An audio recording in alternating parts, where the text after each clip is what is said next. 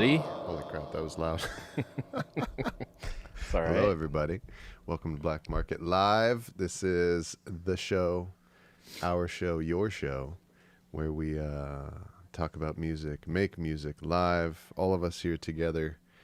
And yes, listen to our good boy Sidewalk Andy smash it early. Why not? That's right. Please We're almost do. to 1,000 subscribers. It would be fantastic to be there. Yeah, 1,000 subscribers is like the last rung we have to hit for YouTube to let us possibly maybe make 50 cents a day on our videos. 50 cents, y'all. 50 cents for your boys. So please, yeah, if you're watching and you're not subscribed, please subscribe. We're really close, and we need it. We, by the way, I'm Brandon, Yes. aka Wise Owl. That's Nate. Black I'm Market. Nate, Yes. you're wearing a fantastic shirt yet again. I feel like yeah. Nate's shirts are a big theme of the show. It's becoming That's a incredible. thing, and now I'm putting pressure on myself. I'm like, okay, I gotta get a new sweet shirt. Like every couple episodes, I'm like, I gotta get a new cool shirt. Yeah, gotta live up to it. Yeah. I'm Although as usual in the dark for some reason. yeah, Damn. yeah, that's another thing that the 50 cents a day will go towards. Will be buying Brandon a light bulb.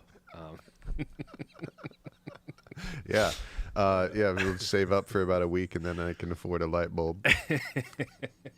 Yeah.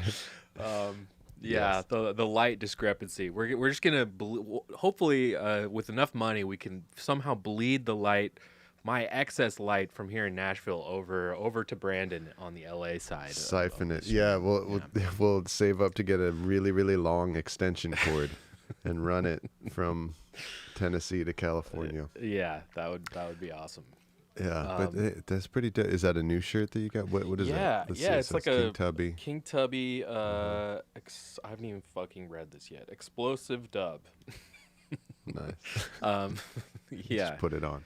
Yep. Yeah, I forget. Oh, I think it's from Burn the Image. I think it's the same company that did the Spider-Man, Tom Holland, like all the Spider-Man shirt I wore, and like the multiple Batman actors shirt. I think, pretty sure it was the same people. The one that left out Val Kilmer from the shirt. Yeah, what the fuck? How could they do that, honestly? And I think Yeah. I think they included George Clooney, which was like he's Yes. actually the worst though.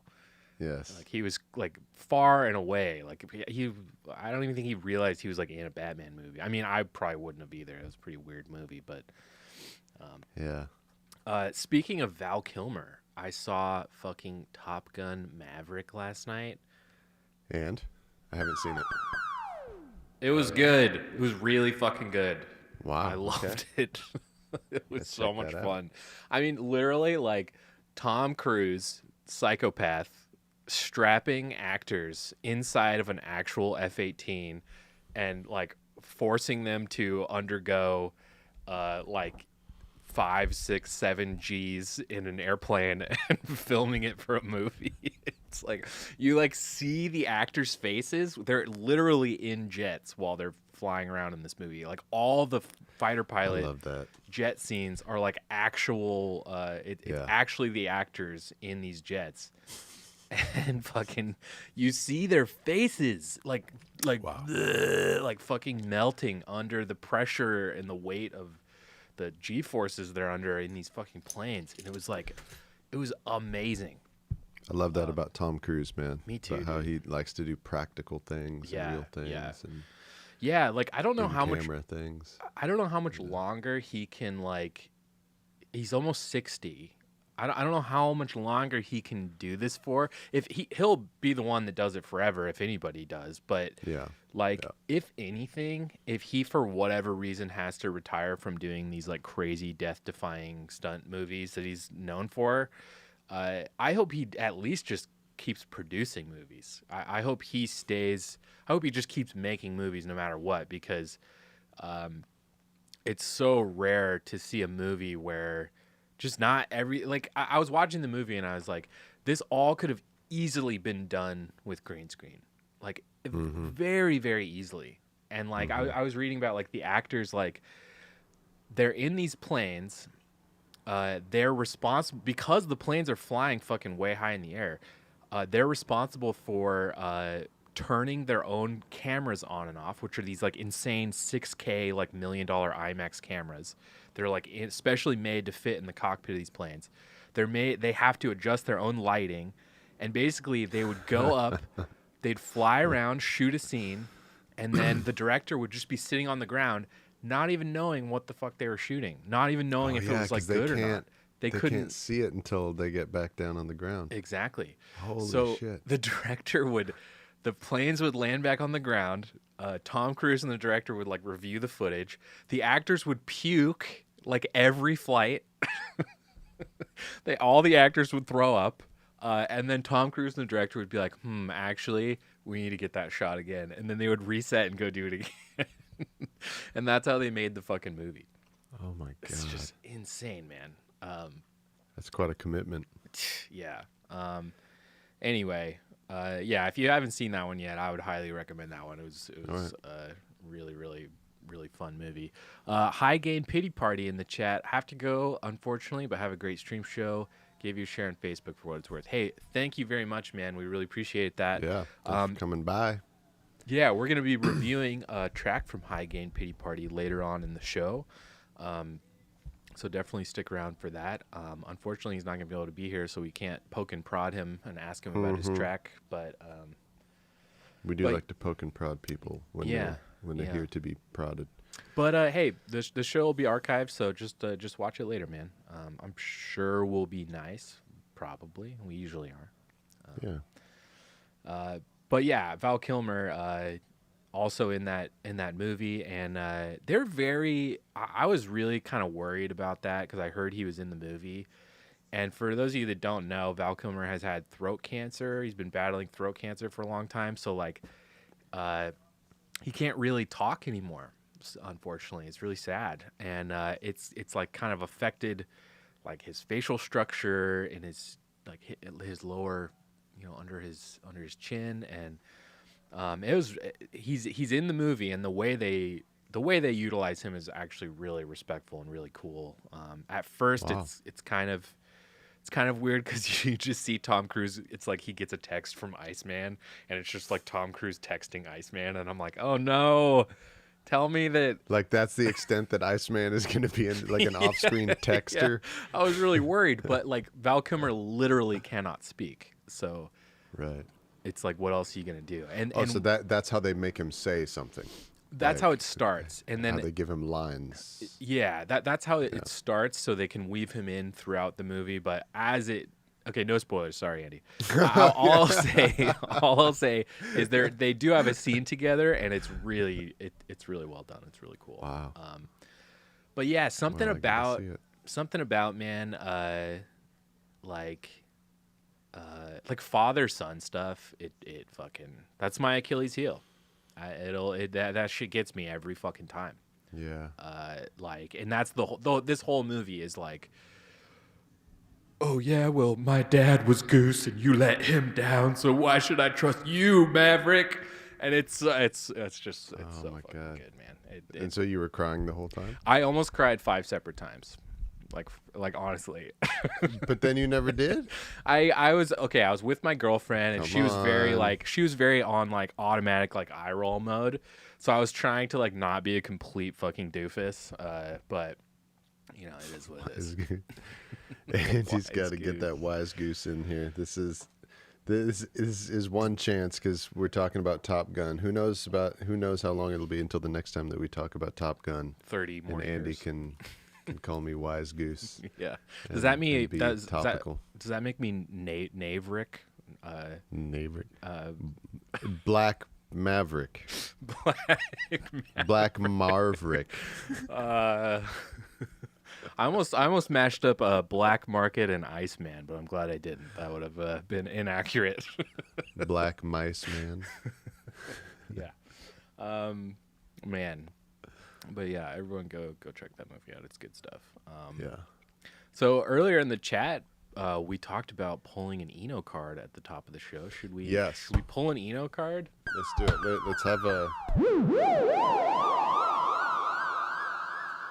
Let's have a Eno card to rule the whole show today. Yeah, what about that? Yeah, I think that'll help. Always does. Whoa. Okay. Interesting.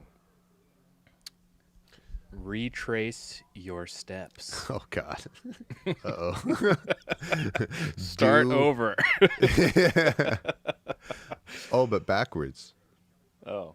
Okay, so then your nickname would be Black Mice Man? No, it would be Black Maverick. Yeah. No, that what would I be was trying ridiculous. I was trying to avoid was Retrace your steps. combining Black Market and Iceman into Black Man, because that's not Yeah, it's not accurate. Wise Goose. Hey Wise there. Goose and Black Man. Yeah, I look forward to serving in this squadron with you. They call me Wise Goose. What's your name? Black Man. Yeah. Oh man. Oh, okay. I'm gonna report this interaction to my CO. Yeah. Oh man. Yeah, and Top Gun appropriate because King Roosta and Wise Owl did their remix of the Top Gun theme very recently. That's right. One of the only somewhat topical releases we've managed to pull off where we put something out that is relatively around the time when it relates on a broader scale to what the whole culture is talking about. Yes. You would think with like the type of content we make that we would time that kind of shit better, but we usually don't. Usually not even close. Yeah. Oh, Emilio's in the chat. Be right back posting this clip to Twitter. Do it. Hey man, there's no such thing as bad press, you know. So Yeah, exactly. Yeah, we'll take the take bad it. publicity at Yeah. this point. Why not? yeah, who cares? I kind of feel like we should draw a different Eno card rather than retrace yourself. Like, do the same show Yeah, do it that again. you always do. Oh, that's good advice, Yeah, I mean, although thanks, that might Eno. be very Fuck. good advice, it's just less entertaining for my our God. purposes. Okay, another one. What would your closest friend do? Wow. Brandon, what would you do? I don't know, Nate. What would you do? I don't So, know. Jesus, dude, these are all terrible. So it's like, just do. Do So what you're I'm- doing. Well, this could be interesting.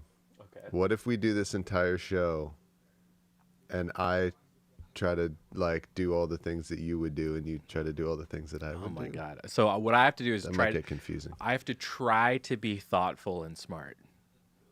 Do you understand how well and I that have could to go? like actually run this entire show and make it all happen and make it all work. Yeah.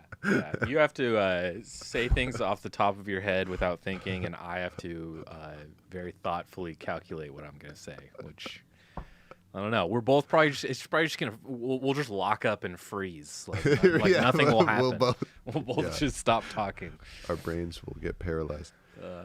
All right. Well, that one is at least challenging and might actually something interesting might actually happen if we Do- attempt to do that rather than retracing our steps. Yeah, do what your best closest friend would do. Well, we should say Brandon has to do a live dub. Yeah, as long as it's Nate has to play guitar on stream, we know how well that usually goes. That's just a technical issue. That's Your true. guitar playing is fantastic, That- and it's yeah. just a technical thing that Fair, makes I'll take that. it sound out of time for some reason that we yeah. don't know. Yeah. So speaking of, later on in the show, so me and Brandon, we're probably not gonna really like. We talked about this a little bit last week, but we're not really gonna like name the show ahead of time anymore because it kind of like weirdly dictates what we're gonna do, and it's like a weird, like it feels like the show is an unfolding like self-fulfilling prophecy like while we're making it instead of it just being kind of more, I don't know, off the cuff. But I think we're gonna do some backing tracks later. Is that the plan? Yeah. Cool. So we'll record. Excuse me for my live show. I'm going to perform with backing tracks that I've pre-recorded to cassette tapes. That's sick. And I'll do, live dubs and backing tracks that I play guitar and sing on that are playing back from a tape. Nice. And that, of course, means that I need to record backing tracks for every song that I do. So we'll do some more of those today. Yeah, that'll be fun. That last time we did that was a couple weeks ago, and that turned out really, really fun. This is good. What? Andy gets to tease Nate God. about why you have not finished the Alicia track yet. Wow. Nate. Wow, this feels awful. You slow bastard. I'm not gonna rip on Brandon for that anymore. Yeah. Now that I'm in the driver's seat, It's not so nice. Yeah. Maybe we'll make Andy feel what that feels like someday. Groove Stranger over on Bandcamp, I think referring to my wacky shirt I'm wearing today. He says, I've been planning to get an L'Entraloop shirt. And if you guys don't listen to that name that I just attempted to say. L'Entraloop? Yeah, you've got to listen. French reggae, hip-hop, dance music, hard to describe. That sounds cool. If it's as hard to describe as it is to say, then that's something. But Nice. All right. nice facial hair, Brandon. So he's going to make fun of my lip worm. Oh, God. We got lots of recurring inside jokes here on this show. If Yes. you're watching for the first time, Andy makes fun of me for not finishing my next track yet, and makes fun of Nate for having a lip worm, as he calls the mustache. Or slug. Lip slug. Affectionately. That's right. Lip slug. Called a lip slug. What do we have any? Speaking of Andy's a Alicia weird Keys, dude. do we have any updates on Alicia Keys? Any? Should we do an Alicia corner real quick? I mean, I can play you guys like the current version of it. That'd be kind of cool. The two things that are left to do, no, because we've been working on other projects and stuff. Yeah. I haven't touched it in a while, but Yeah. it's recording background vocals and mixing the song. Are the last two stages left. It's very That's awesome. close, and then I'll dub it as well. That'll be another Yes. version of it. We'll be able to get out there. If you wanted to play it, I would definitely love to hear it because I haven't heard it in forever either. But Yeah. that's up to you, Brandon. I wonder if I can't tell if Andy wants to hear it or not. Probably not. He would probably rather wait since he's so He's very patient. That's one of the eagerly hallmarks. waiting. Yeah, of he's a Andy. patient man. He's really patient. He's not persistent either. He doesn't. He kind of Right, lets and things he's go. willing to wait. He knows the value of waiting. Yes. And he knows that good things come to those who wait patiently and silently and politely. And he would probably rather not hear a preview, I would guess. I would guess you're probably right. Yeah. Yeah. No, I'm going to play it. All right. Yeah. Let's check it out. Little Alicia Keys preview. Let's see here. I'm excited for this. Oh, yeah. Yeah, this is. I haven't heard it in forever. I don't think I've heard it with any of your vocals on it. I think I've only heard it in like the working stage where you had the temp Alicia vocals on it. Right. Okay. So let's see. Let me just make sure that I'm going to be playing the correct version real quick. Yes. Okay. Nice. So yeah, this one has my lead vocal. Yeah, and all the elements are there except for background vocals and harmonies and Sweet. ooh-la-las and stuff like that. And then this is a temp mix of it. Nice. Sidewalk Andy, I just want to know what the BPM is so I can chuck it in a mix. Nice. Yeah, I'll find you the BPM in later on in the show today. Once I open up my sessions to start recording the backing tracks, remind me, and I can look at Nice. the Alicia song and tell you what the BPM is. But Nice. all right, let's see here. Can you hear that? Oh, yeah. Here it is.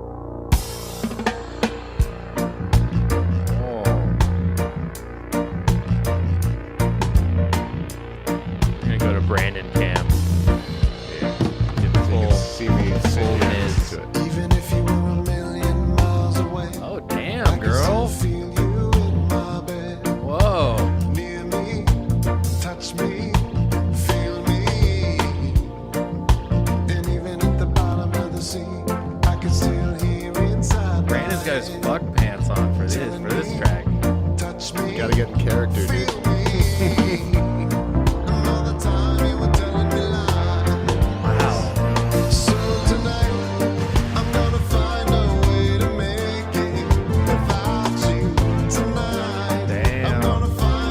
also a Wise Owl.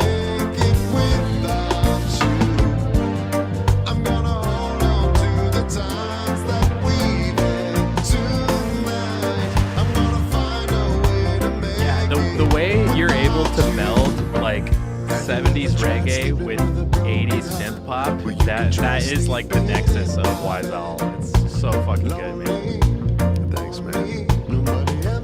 Yeah, I'm loving the synths on this one. Oh man, yeah, they're killer.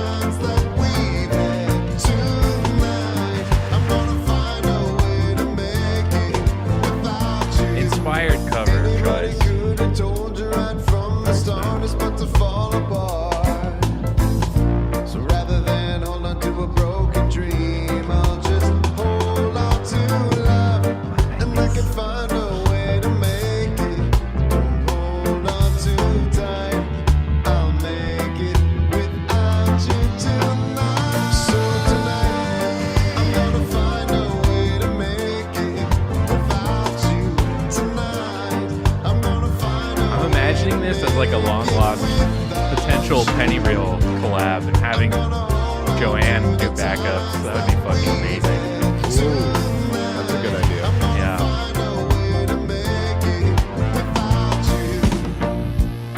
I don't know if she's set up to record vocals though. I don't think so.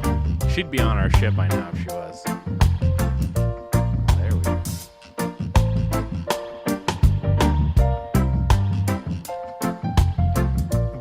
That piano. By the way, Brandon is now a professional piano player.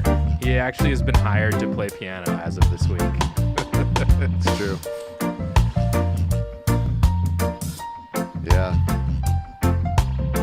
Been practicing. Oh yeah. You can do anything with practice, y'all. Yep.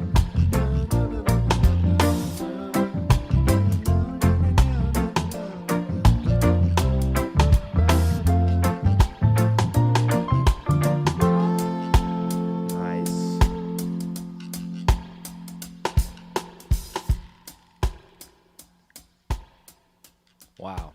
Yeah, man. Hey, everybody. There it is. Let's give it up to my boy Brandon. Thank you. Thank you. Thank you. More claps.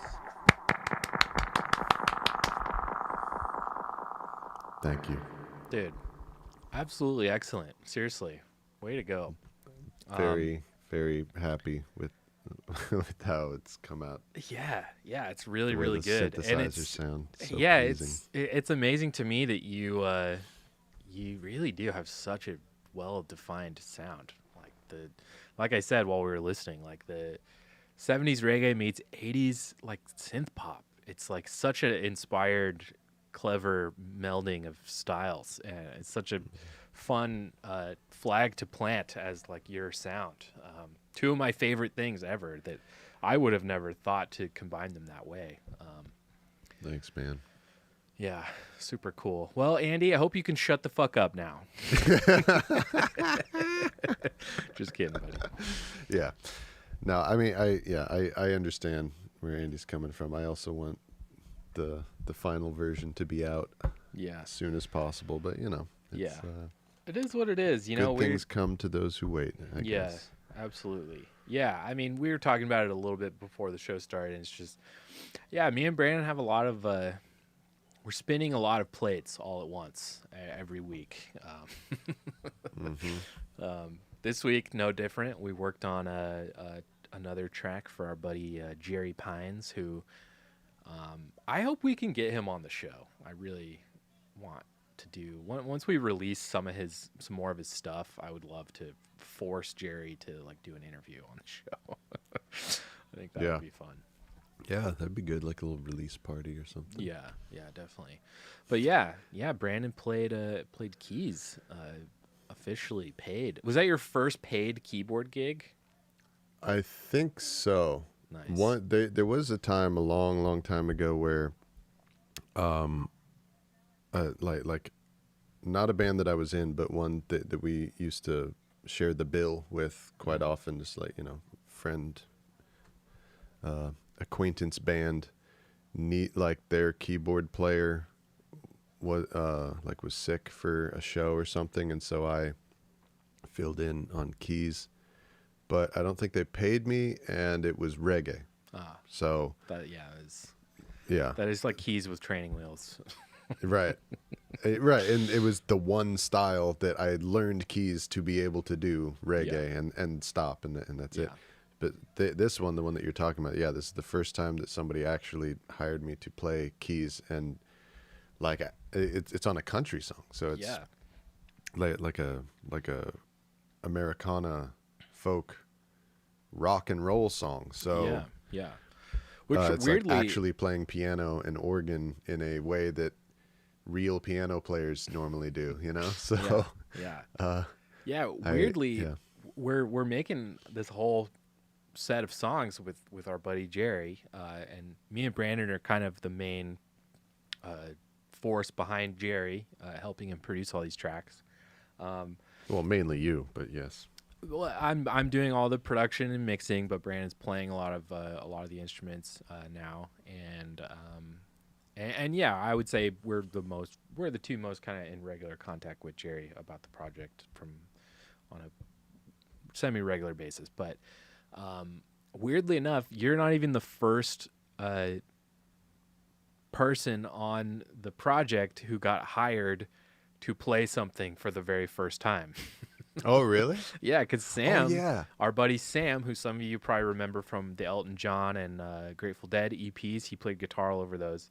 He very recently got a pedal steel guitar, which is an insane fucking instrument, by the way, if you guys don't know what that is. Yeah, it has the name guitar, but it is a different instrument. It is still, you need to learn from scratch. It's like a guitar in that it has strings, and that's almost it.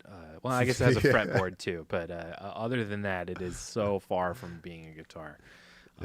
It has you think of it like this: you don't use your feet when you play guitar. You do on a pedal steel. Use your feet and your knees, which blew my fucking mind. Oh yeah, So for those of you that don't know, a pedal steel guitar is like, it's basically like, imagine a guitar laid flat, and the strings are really high off the fretboard because you're not supposed to actually fret the strings. You're supposed to, you slide like a metal slide over the top of the strings. And the guitar is the pedal steel is usually tuned to like an open tuning so that you can slide the metal bar all across the strings, and it will play one chord that you can slide all up and down. And then there are pedals at your feet that correspond to certain strings, so that when you press those pedals, the tuning of certain strings, not all the strings necessarily, will change, and then you have a new chord that you're playing, right? So if you don't do anything and just play the thing open, it's one chord. When you press a pedal, it changes the chord. When you press another pedal, it changes the chord. When you press two of the pedals together, it makes it a third chord. You could do this on and on and on and on. And there's also, I didn't know this, but I was like sitting in Sam's Airbnb, and he brought his pedal steel to Nashville, of course, because he's that kind of dude. Just like he lugs a whole pedal steel. You're gonna go to Nashville and not bring your pedal steel? Yeah, exactly. Lugged his whole pedal steel on a flight just to like have it around so he could keep practicing, which I thought was badass. And I stayed at his Airbnb till like 2 a.m. one night watching him play. And at one point, there's another pedal, like a lever, where your knee would sit, and he like pressed in with his knee, and I think it like raised one string up like a half step or something like that. It was just like the coolest fucking thing. Wow. But for someone like me, it is like that was like so beyond like my comprehension, like as a musician, like it's like playing drums, but then also having to like take stock in like what notes are correct. It's like playing drums and keyboard at the same time. It's like I just don't know if I'm that coordinated or clever or anything. Wow. Yeah, I want to see that. it's cool, man. I've never seen anybody play one. Yeah, I've just, listened to them on albums and just loved the instrument, just loved how it sounds. I've never seen anybody play. Yeah, it's really cool, and you could see them here in everybody plays one here in Nashville, or everybody's band usually has a pedal steel player here in Nashville. I don't know how we'll work him in, but one of the like pedal steel is also just like so ripe for like big spacey sounds.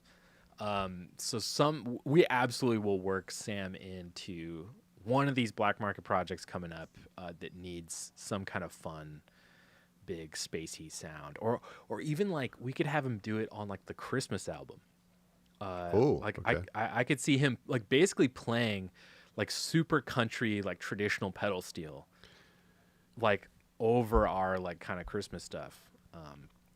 Speaking of the Christmas EP, by the way, just real quick, I just want to, I can't move past how Andy said made love. Does that mean that is that a report? You were making love while we played that song? Is that what just happened? Made love, everybody. I did it. Finally. Hey, congratulations, Andy. No longer a virgin. Andy has lost his virginity. Dub clap. Andy, we love you. Okay. But speaking of the Christmas EP. Yeah. So we came up we put that on our to-do list. Definitely in January. It might have been even before. Oh, it was like 6 months ago now. Yeah. Exactly. It maybe in December when we were like, okay, we'll be working on it all year, and we'll do it so that it's good. It's like maybe even longer than 4 songs, and it'll coincide with next Christmas, next Christmas season. So it's got to come out before Christmas. I feel like you're working up to like a but, but it is now the 6th month out of the year. We came up with this idea when it was like. When on New Year's, and you're about to tell everyone how deep into secret production we are and how far along we are. I 12 songs into our Christmas EP. Christmas forever. Christmas every day. That's what you were going to say, right? I should stay tight-lipped about our progress on our secret mission. No. Silly me. No, you're right. We have not started that yet. No. Unfortunately. That'd be another kind of weekly project we could do on the stream, or semi-weekly. Yeah. Just start. You're right. We do need to fucking. We got to start. It's June now. Okay, here's the thing. For all of you that I don't expect anybody to know this, you would probably know this, Brandon. This actually is the time when, like, big Christmas recording sessions happen. In the summer? In the summer, yeah. Usually, it's true. Like when I worked at Capitol, dude, I swear to God, it was literally Christmas in July every summer at Capitol. I worked there because that gave them enough time to track. They'd usually track in July and then mix and go to mastering in the fall, early fall or whatever, or late summer. And then they would have it ready for release by that Christmas. So really, if you think about it, we're right on track. We're just keeping pace with the pros by waiting until possibly next month. So you're saying this is a very professional move to forget about this project and not do anything about it? Yes, exactly. Okay. Yes, it was I super like cool and good that we did it I like this way. that interpretation of things. Yes, that's nice. Exactly. Yeah. Also, another thing I wanted to bring up. I texted you about this a little bit because we're doing this new show. So I guess we shouldn't talk about it too much, but I feel like I have to say something about this. But this week is the 30th anniversary of 40 Ounces to Freedom, the Sublime, the huge, amazing Sublime album that changed my life. Oh yeah, changed my life too.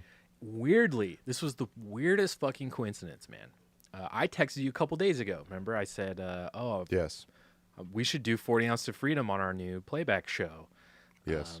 And I listened to a little bit of Robin the Hood. I've never really liked that one quite as much as the other two.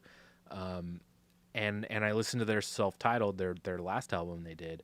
And then out of nowhere, apropos of literally nothing, I just was like, I haven't listened to Sublime in like 5-10 years. Like, I'm gonna throw on these old Sublime records. And had no idea this 30th anniversary was coming up. And then yesterday, I see Brian Wallace, our mentor, aka Dub Robot. He posted about it, and he said, like 40 Ounces to Freedom at 30. And he's like, I'm really proud to have been a part of this one. This one touched a lot of lives. And yeah, he played baritone sax on that record. And it just kind of blew me away because I was like, what a weird coincidence that like this week of all weeks, I decided to like check. You just randomly decided to put on like interesting. all their shit. And, you know, it was the 30th anniversary of that record. So I don't know. It's kind of been hitting me hard this week because it's like there's so much I want to say about it that I feel like we should save for a real discussion that we'll have about Sublime and 40 Ounces in particular. But okay, we're gonna add that to the list. Yeah, we have to. I think we have to. It's like, it's just like, I don't know. It really took me back. Kind of re-centered me in like my roots, kind of jogged a lot of memories of things I haven't thought about in fucking years, man. Like, dude, Sublime is like California, like heritage. It is. It's like part of being Californian. Yeah, it is like, imprinted. Yeah. Like it's like blueprints in everybody that I know. It was like a given that like you just knew Sublime in and out like the back of your hand. Yeah, you know every lyric on 40 Ounces to Freedom. For some reason, every kid, every child knows every lyric to 40 Ounces to Freedom. Yeah, dude. It's fucked when you think about it. Because like I was listening to that album and I was like, geez. Like I actually cringed listening to it, not because of the music at all, but because I was like, I listened to this when I was 10. Like someone should have like taken this away from me. Yeah. Why did somebody let me listen to this when I was a child? Yeah. Not only that, it was the first CD I ever bought.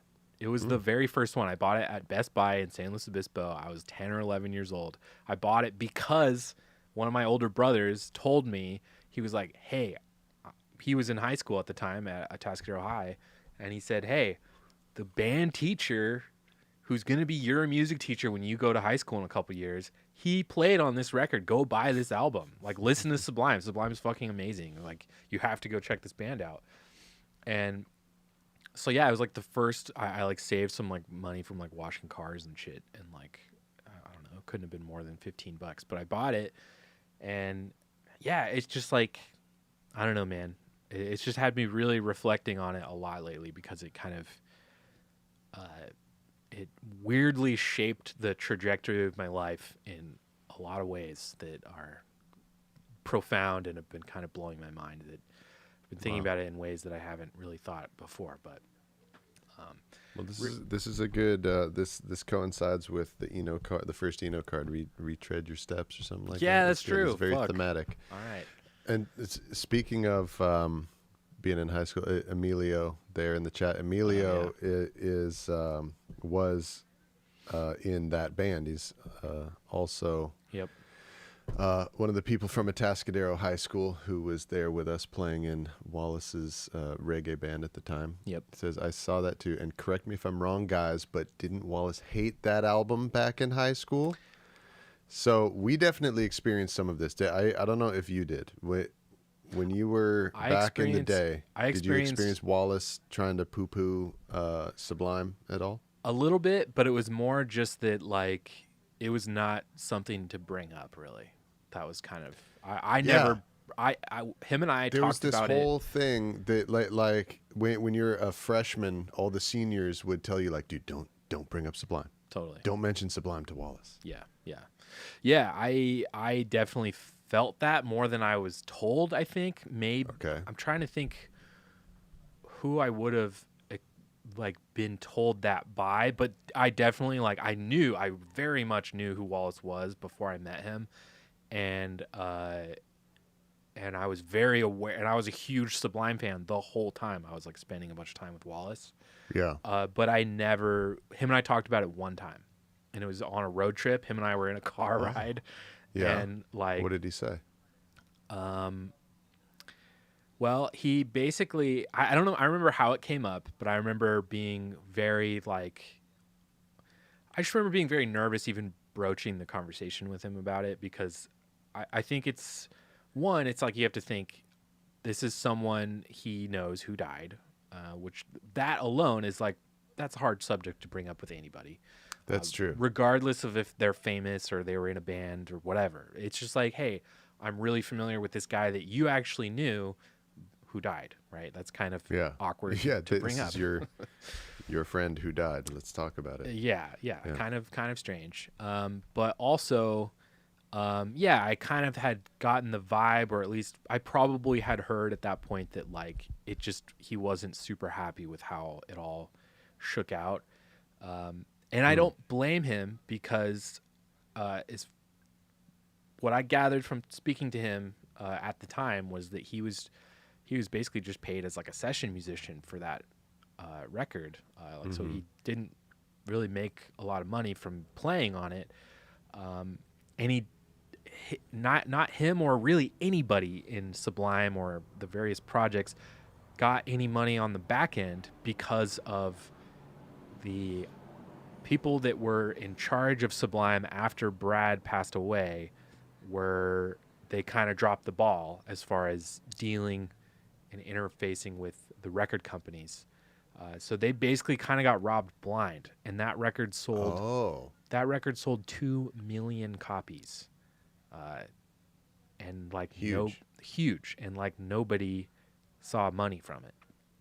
Andy says it got pretty big back in New Zealand when it came out in the underground. So it's an international record. Yeah, big time. 2 million copies. 2 million copies of anything is that's lifetimes of juice you got right there.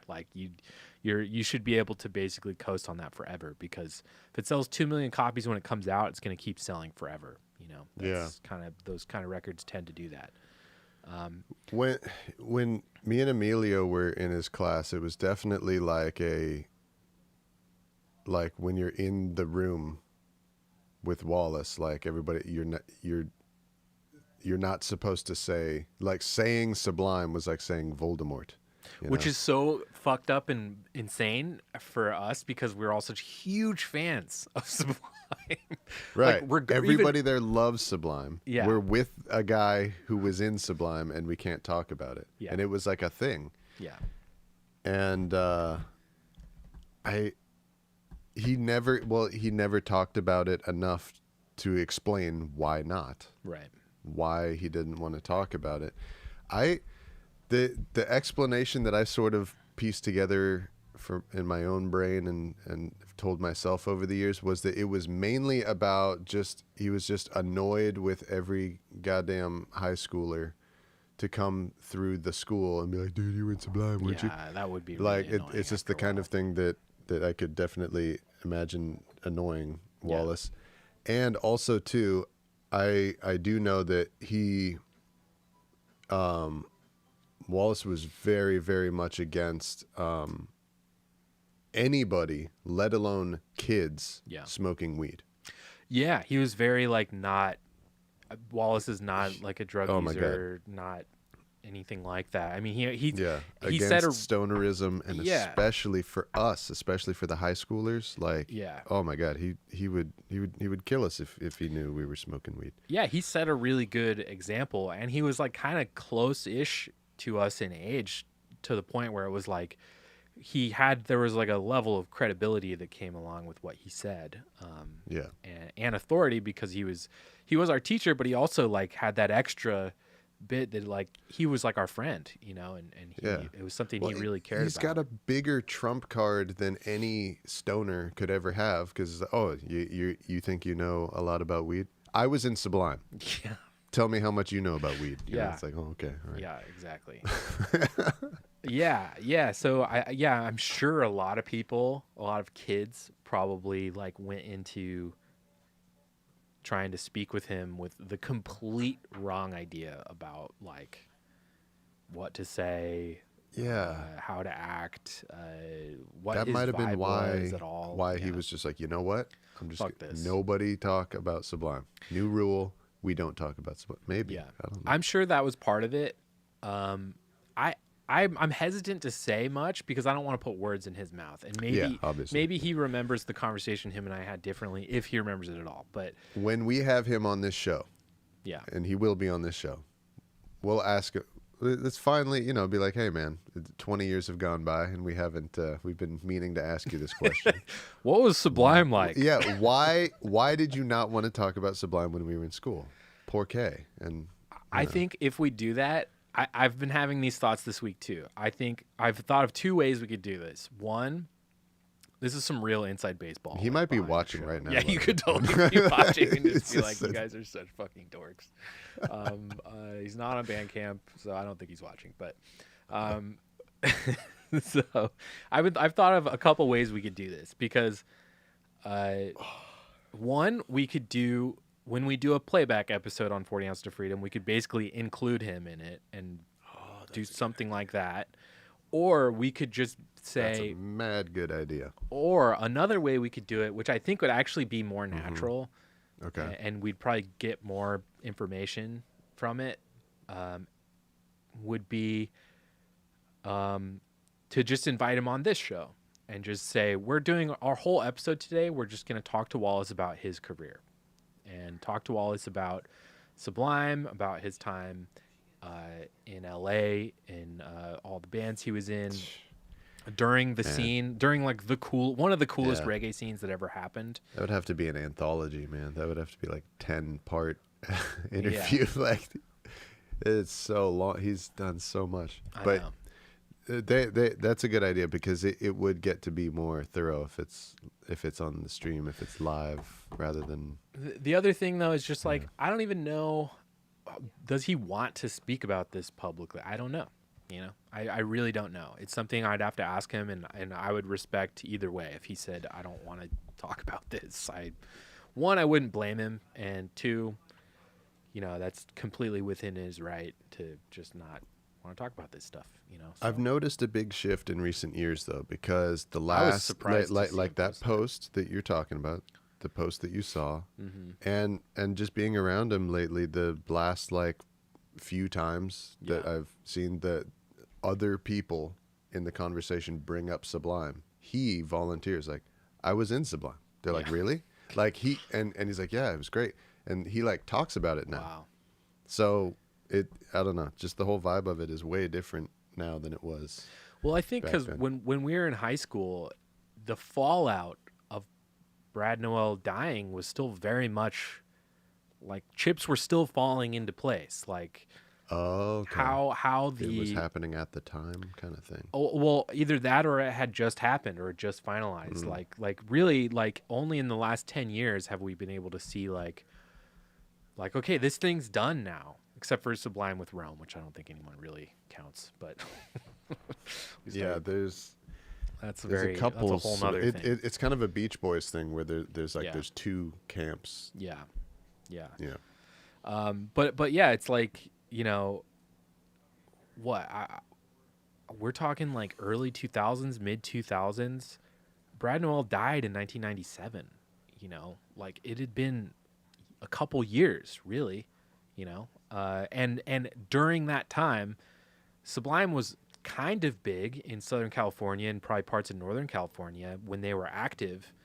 But it was like when Bradley Noel died, their self-titled release 2 months later.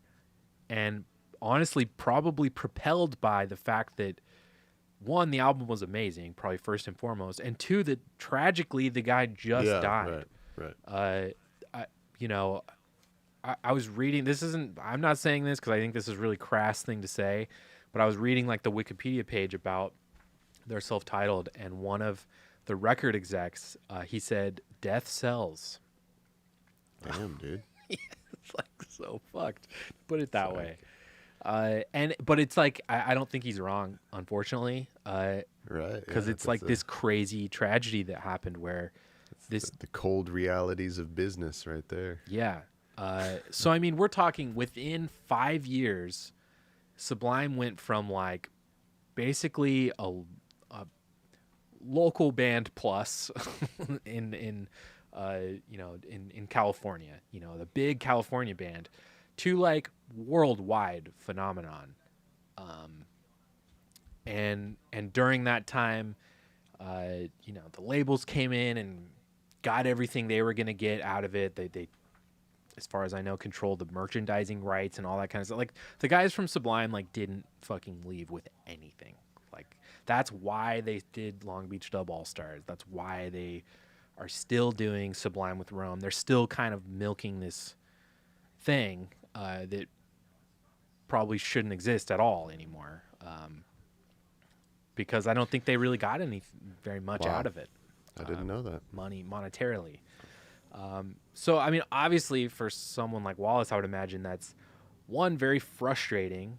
It's not how you want to see the legacy of this project handled, especially for the people directly involved in it.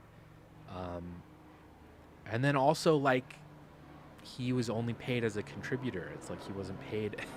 Nobody made money off of it, Like, yeah. And it's like, again, 2 million fucking copies. Like, that should be a windfall, Yeah, and it's true when you put it, when you mentioned the years and you put it in perspective. Super recent. Like when me and Emilio were freshmen in the class, that was, Bradley had died 4 years before. Yep.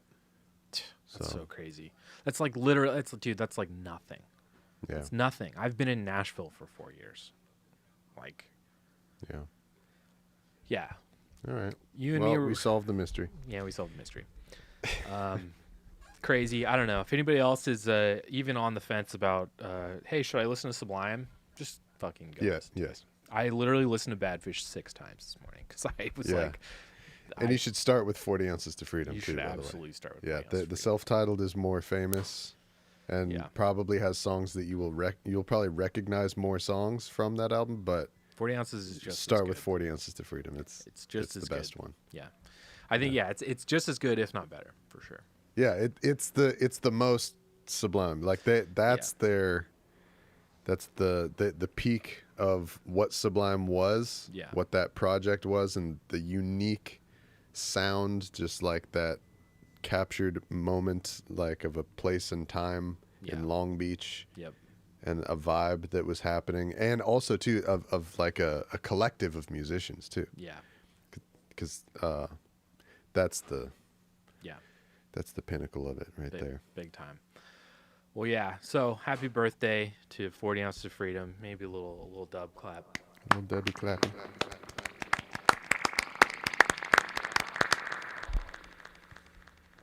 Man. All right. Yeah. So we'll work on something with Wallace for sure. I don't know. No promises. It's kind of Wallace's to take or leave, but I know I would love to talk to him about it. I'm sure you would too. Of course. All right. Well, let's move on to some music. Hold up. Something's fucked up. No, it's not. No, I fixed it. Let's listen to some tunes from from you guys. Yes, listener musics. Listener musics. So this is the segment we do every week. We solicit music from you guys to send in to us so that we can kind of critique and give you constructive criticism and feedback, all very nicely. We're not here to shit on you for trying to be a creative person. That is the opposite of what we're about. We just like to listen to music and hear what our contemporaries are doing. And if we can lift them up with our platform and help them make even better productions along the way, then fuck yeah, that's what we're here to do. Okay, so the first track we have this week is by an artist called Alekzander. Nice. Can You Imagine is the song. Also, usually I listen to these before the stream. Did not. Yeah, neither one of us has heard this. Neither one of us have heard this at all. So let's check it out. Can You Imagine?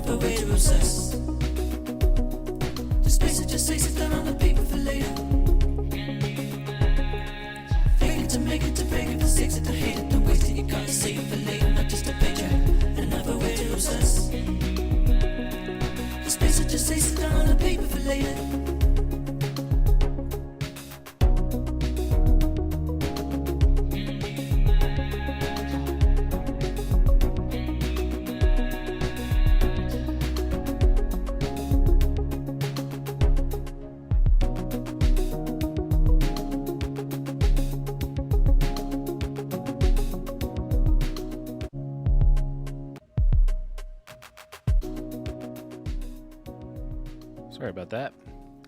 Awesome. Wow. Holy cow. Can you imagine, Alekzander? Wow. That is such a good song, man. That was a really great song. Oh, this is one of my favorites that we've ever heard. Nice. You want to go first? Yeah, I could see that you were writing stuff down. I think you probably have more to say than I do. I'll say song is fantastic.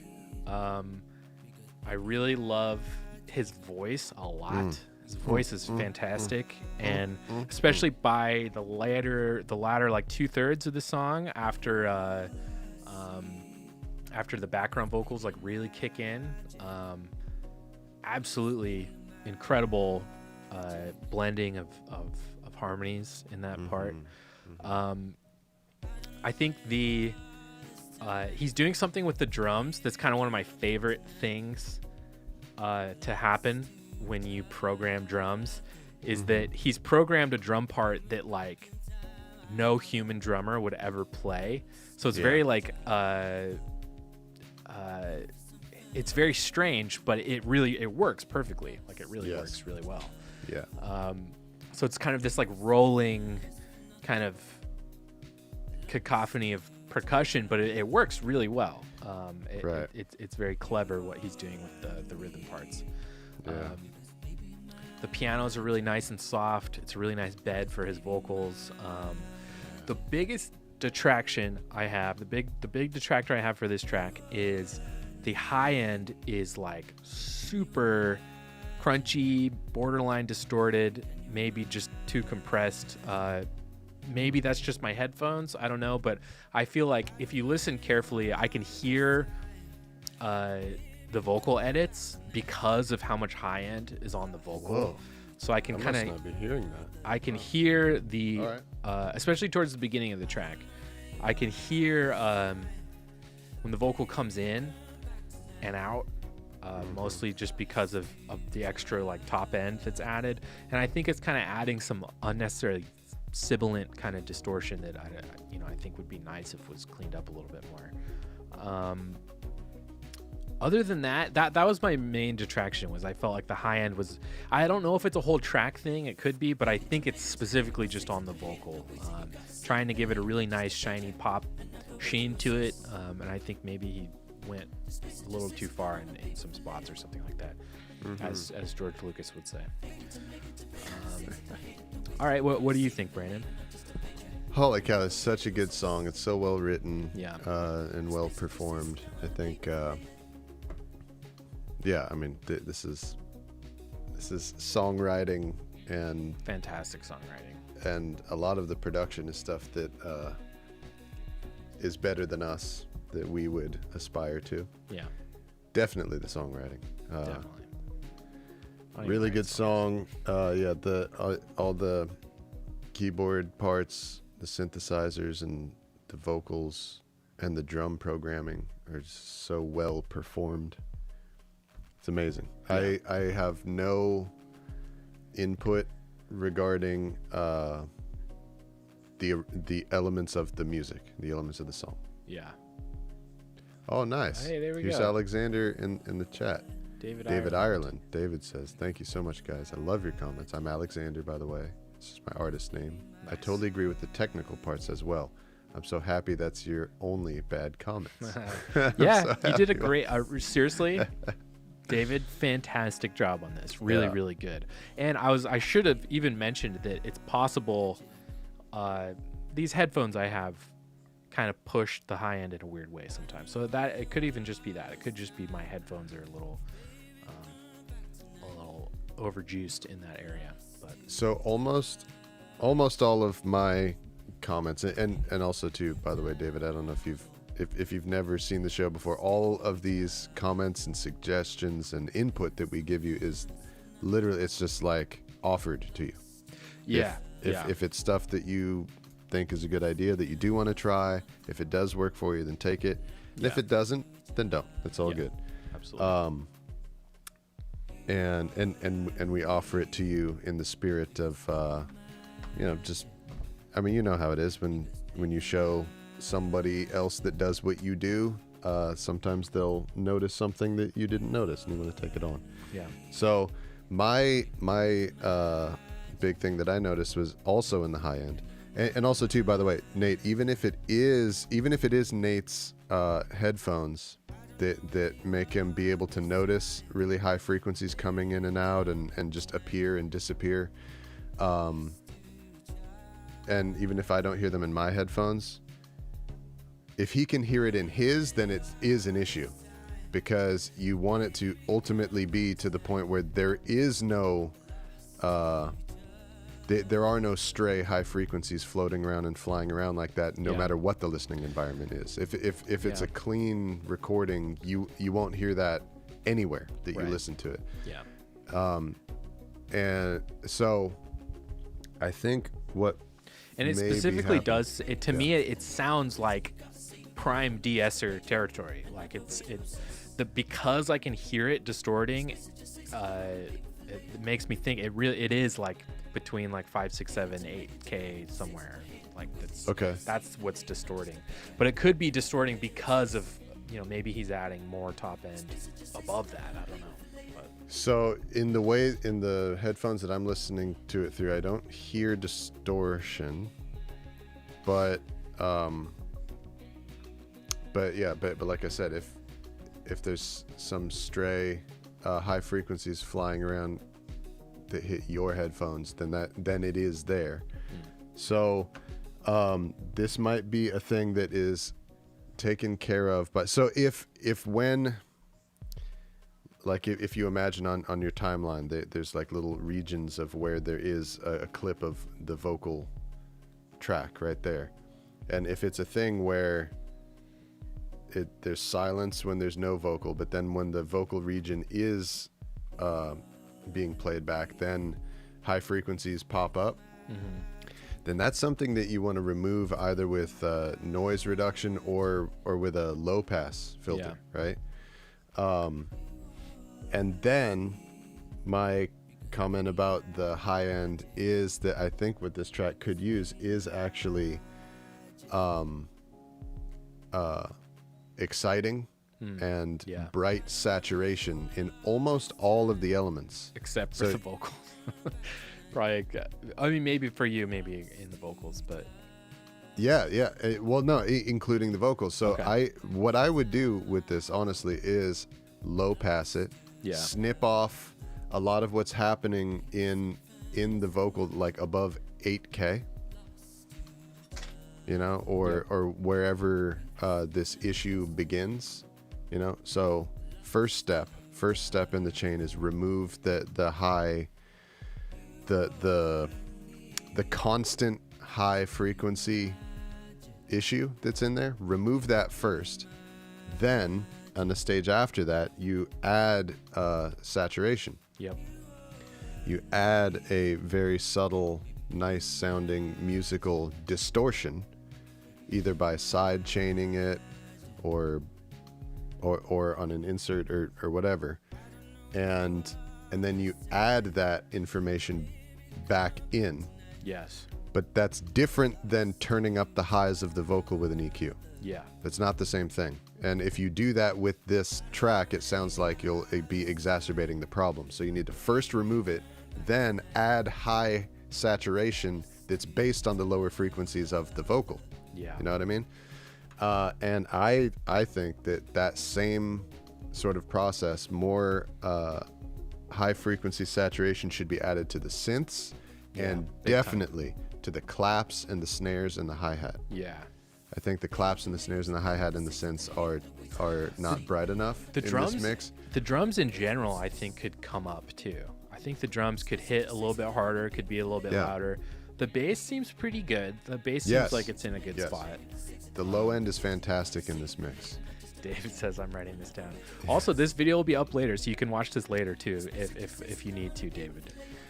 And if you have any questions on like how to do any of what we're talking about, just send us an email. Just or reply to the same email chain that we're already in. Yep. And we will get more specific with it. I love hearing what you're saying about adding high end and then kind of taking it off and then adding it back, basically, which sounds really strange and counterintuitive, but that's like exactly what you're supposed to do. Exactly, and it needs to be done in that order. This is an example of where it's really critical what order these processes are done to something. Yeah, you can't. Well, I mean, you can, but it would be a mistake to first add the saturation, then try to reduce the highs. Yeah, because if you reduce the highs first, then you can put in controlled, intentional high end that is not constant and static and happening throughout the track. It's only information that is happening when the vocal speaks, and it goes away when it's not. I'm thinking of what Brandon's saying, and maybe this will help. David, this might help you visualize it a little bit better, because I do this on almost every track I master. And this might help you kind of understand, maybe in a way, what we're talking about. But so I'll take a track, I'll send it through my SSL Fusion box, and I'll typically, that's where I'll add a ton of top end like air, right? So the track has a ton of top end all of a sudden, and then I slam it into my tape machine, which then cuts all that stuff off at a certain point, and it also, since there's so much high end, that high end actually gets compressed by the tape machine, right? So it's still kind of, the instruments still sound kind of bright, even though a lot of like the airy like 15K and above is gone. And then once that's all gone and the high end is compressed, then when I bring the tape pass back into my computer, that's where I'll add air back in again. Even I don't fully understand why it works so well, but it really is like exactly what you should do. I'm glad the end result of what you get is that you get moments of high frequencies that are based on the music. When the instruments are playing, the high frequency is there, and you don't. And what you take away is a constantly present high frequency noise. Yeah, it is noise, because a lot of times too, a lot of that stuff up there is like, it's great to get rid of regardless. Because a lot of it is non-musical. It could be shit that was in the environment where you're recording. It could be air conditioner noise. It could be fucking, it could just be room noise. You know what I mean? And that top end you don't want. You do want top end, like Brandon just said, based on the actual music that's playing, right? Man, this is such a good song, man. Holy cow. What does it remind you of? It kind of reminds me of like I want to say like Peter Gabriel. Yeah. Or it's definitely like Genesis kind of vibes in a way or something. The more modern artist that this really reminds me of is Gautier, who is one of my favorite artists of all time. That's dope. He's a genius. And this reminds me of Gautier. Coldplay, people say a lot. I didn't get a lot of Coldplay. That didn't jump out at me. I'm thinking more like this is better than Coldplay. I agree. I hear more like 80s stuff, like real kind of original kind of source for a lot of these kind of sounds is kind of what I hear. So, but the Peter Gabriel is strong. Yeah, Peter Gabriel or Phil Collins, which I know that's like a curse word in some circles, but Phil Collins is actually awesome. So exactly right. Yeah, Phil Collins is an artist that it's cool to hate, but he literally has like contemplated killing himself because of the meme that he sucks, which is all it is. It's just a fucking meme. It's not actually based on listening to his music, which is dope as hell. Yeah, seriously. Well, David, anyway, I hope you took something from that. It sounds like you did, so I think we've done our jobs. Please don't hesitate to reach out. Seriously, email me back. Me and Brandon can both respond to you if you have questions on how to approach anything you want to do on this track. And if you do, we always tell this to people. We haven't got a lot of takers on this yet, but if you do make any changes to this track, or you incorporate some of this line of thinking into your next track that you produce, send us that. We'll play it on the show, and we'd love to talk to you more about it. So, David, I think a well-deserved dub clap. Oh my God! Way to go, man! Dub clap.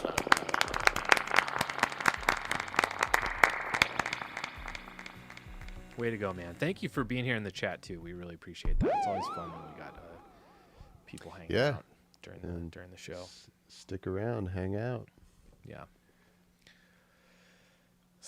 David liked the dub clap. The dub clap is a very novel, that is like patent pending dub clap.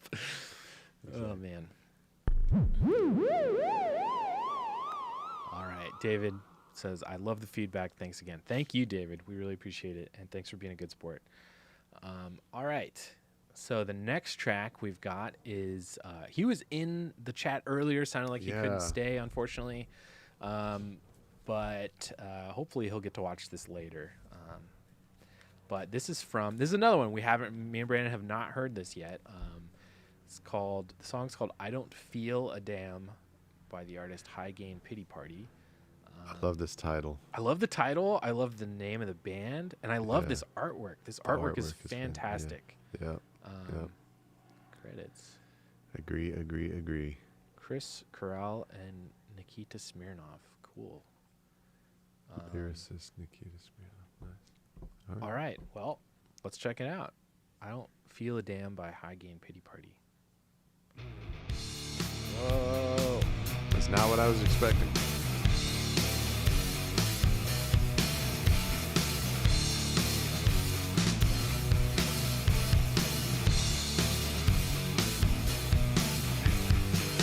Sat down in the afternoon, wondering if it's weekend soon. Try to look on the bright side, but they all feel empty inside. Billy shaved his hair away, tied it back to his vest away. Another beer for the road, they say, 'cause every day's a fucking same. I don't feel a damn, but that's what I'm saying. I don't really know what's up with all the waiting. I don't feel a damn, but that's what I'm saying. I don't really know what's up with all the waiting.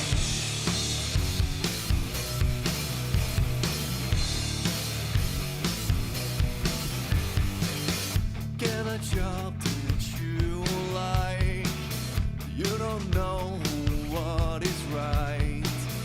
Big pay on display, but no passion anyway. Like a rope to the grave, they don't have much else to say. I'ma go for one last try, one last big escape. I don't feel a damn, but that's what I'm saying. I don't really know what's up with all the waiting. I don't feel a damn, but that's what I'm saying. I don't really know what's up with all the waiting.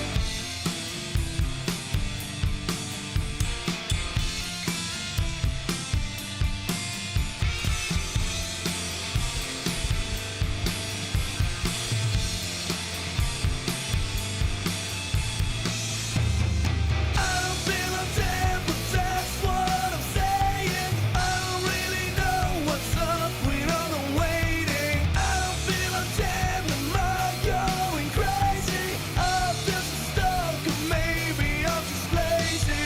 I don't feel a damn, but that's what I'm saying. I don't really know what's up with all the waiting. I don't feel a damn, am I going crazy?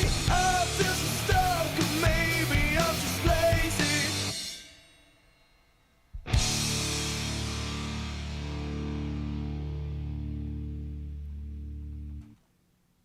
Wow. Amazing. Dang. I love that. I love the ending. The pause Oh, on the this is final chord. excellent. It's dope. Excellent. Wow. Really good. Okay. I don't have a lot to say. It's radio ready. I mean, that's a pro track. It doesn't Yeah. need a whole lot of feedback. Yeah. That's like Yeah, it's really well. that's whoever gave him produced. feedback was correct. This sounds like you hired a producer Yeah. and and an engineer in a Went real to a studio. Yeah. Yeah, you went to a studio and had a pro do this, and that's what it sounds. It sounds fantastic. The guitar sounds are Huge, massive Huge. guitar sounds, huge guitars. massive drums, massive Yeah. bass. So much That detail. bass sounds good. Yeah. So much detail and fidelity in every single element. So Mhm. good. Yeah. Sorry, I'm stepping. You should go first. I'm stepping. No, that's okay. I don't mind. But yeah, it's that, the early mid '90s Big rock time. sound Yeah. to a T. It's perfect, and it sounds like that's exactly what you want, because it sounds like this is a early mid '90s style song, the way that it's written. I've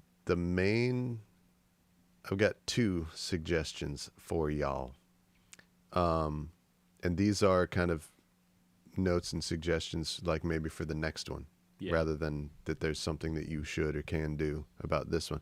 Because a lot of the times the majority of the submissions that we get are projects that are like ours, which is music that's being made at home, where we still have the session and the original instrument sitting right here, and if somebody gives us some notes and we want to change something, we can just go in and change it. Literally have done it before after releasing something. Yeah.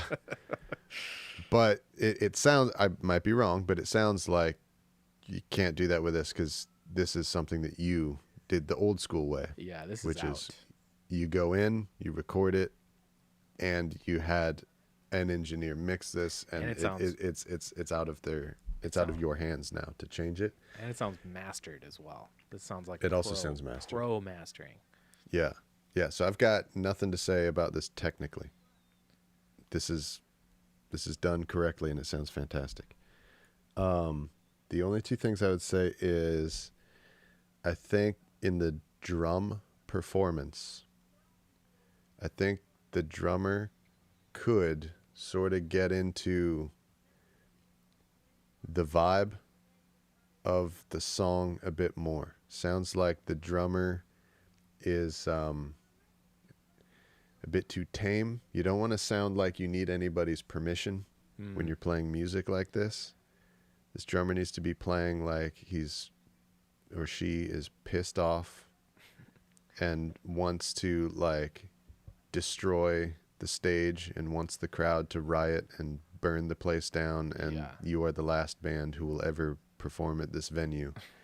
And I feel like the drum performance needs a bit more chaos and nihilism and anarchy in it.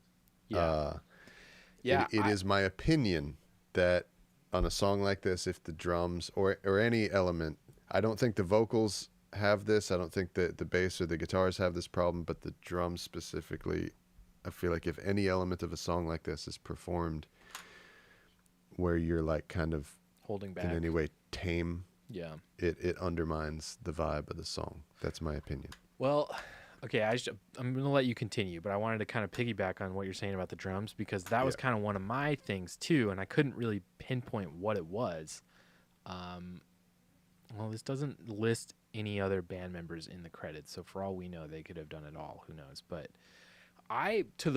the drums sounded so good and so pristine, but they were also played in such like a safe kind of way that I had the thought for a second that I couldn't tell. I can't tell if these are just super awesome high quality samples. And this is like a sampled programmed drum part. It could be. Or if this is just a very pro drummer just playing the song, very straightforward, studio style kind of performance.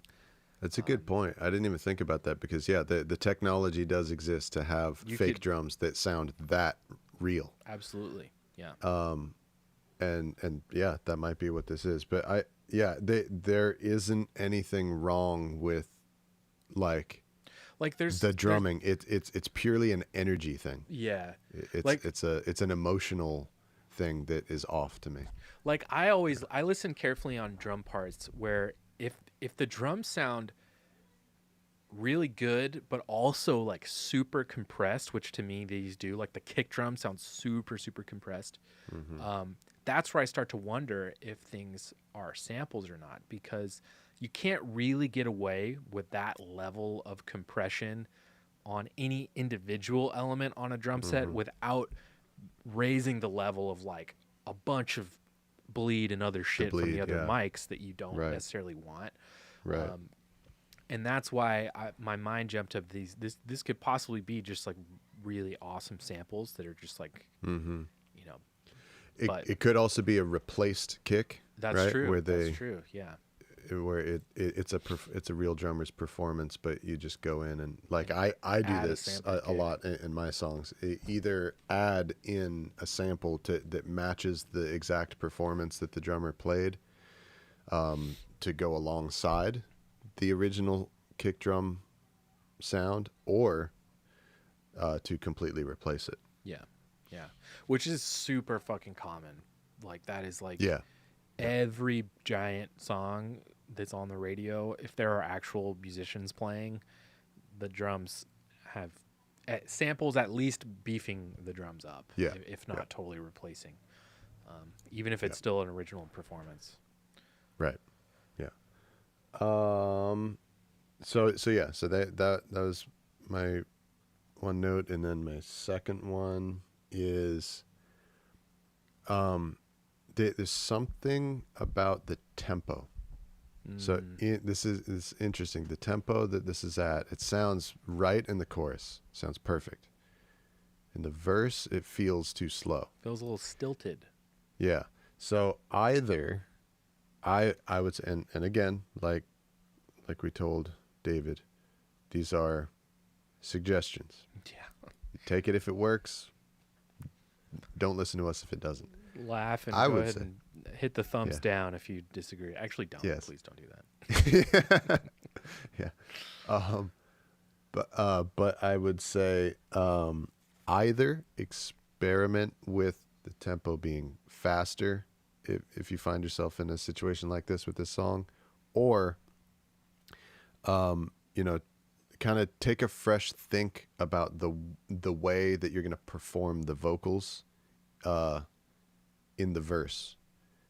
And because it may be like okay, if you get into the studio and you decide, okay, what tempo are we going to put the click track at, what tempo are we going to record this song at, sometimes it's at a new feel than what you're used to practicing and used to playing live. Yep. And stuff like that. Sometimes you decide in the studio, we're going to record it at this tempo, and it's a bit different.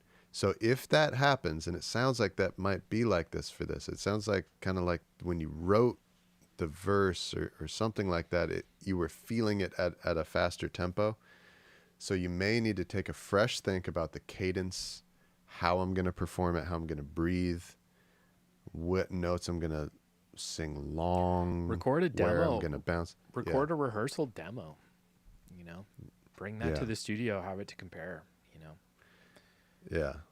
Like So it felt like either you should record this faster, or you should perform the verses differently to match how slow the tempo is.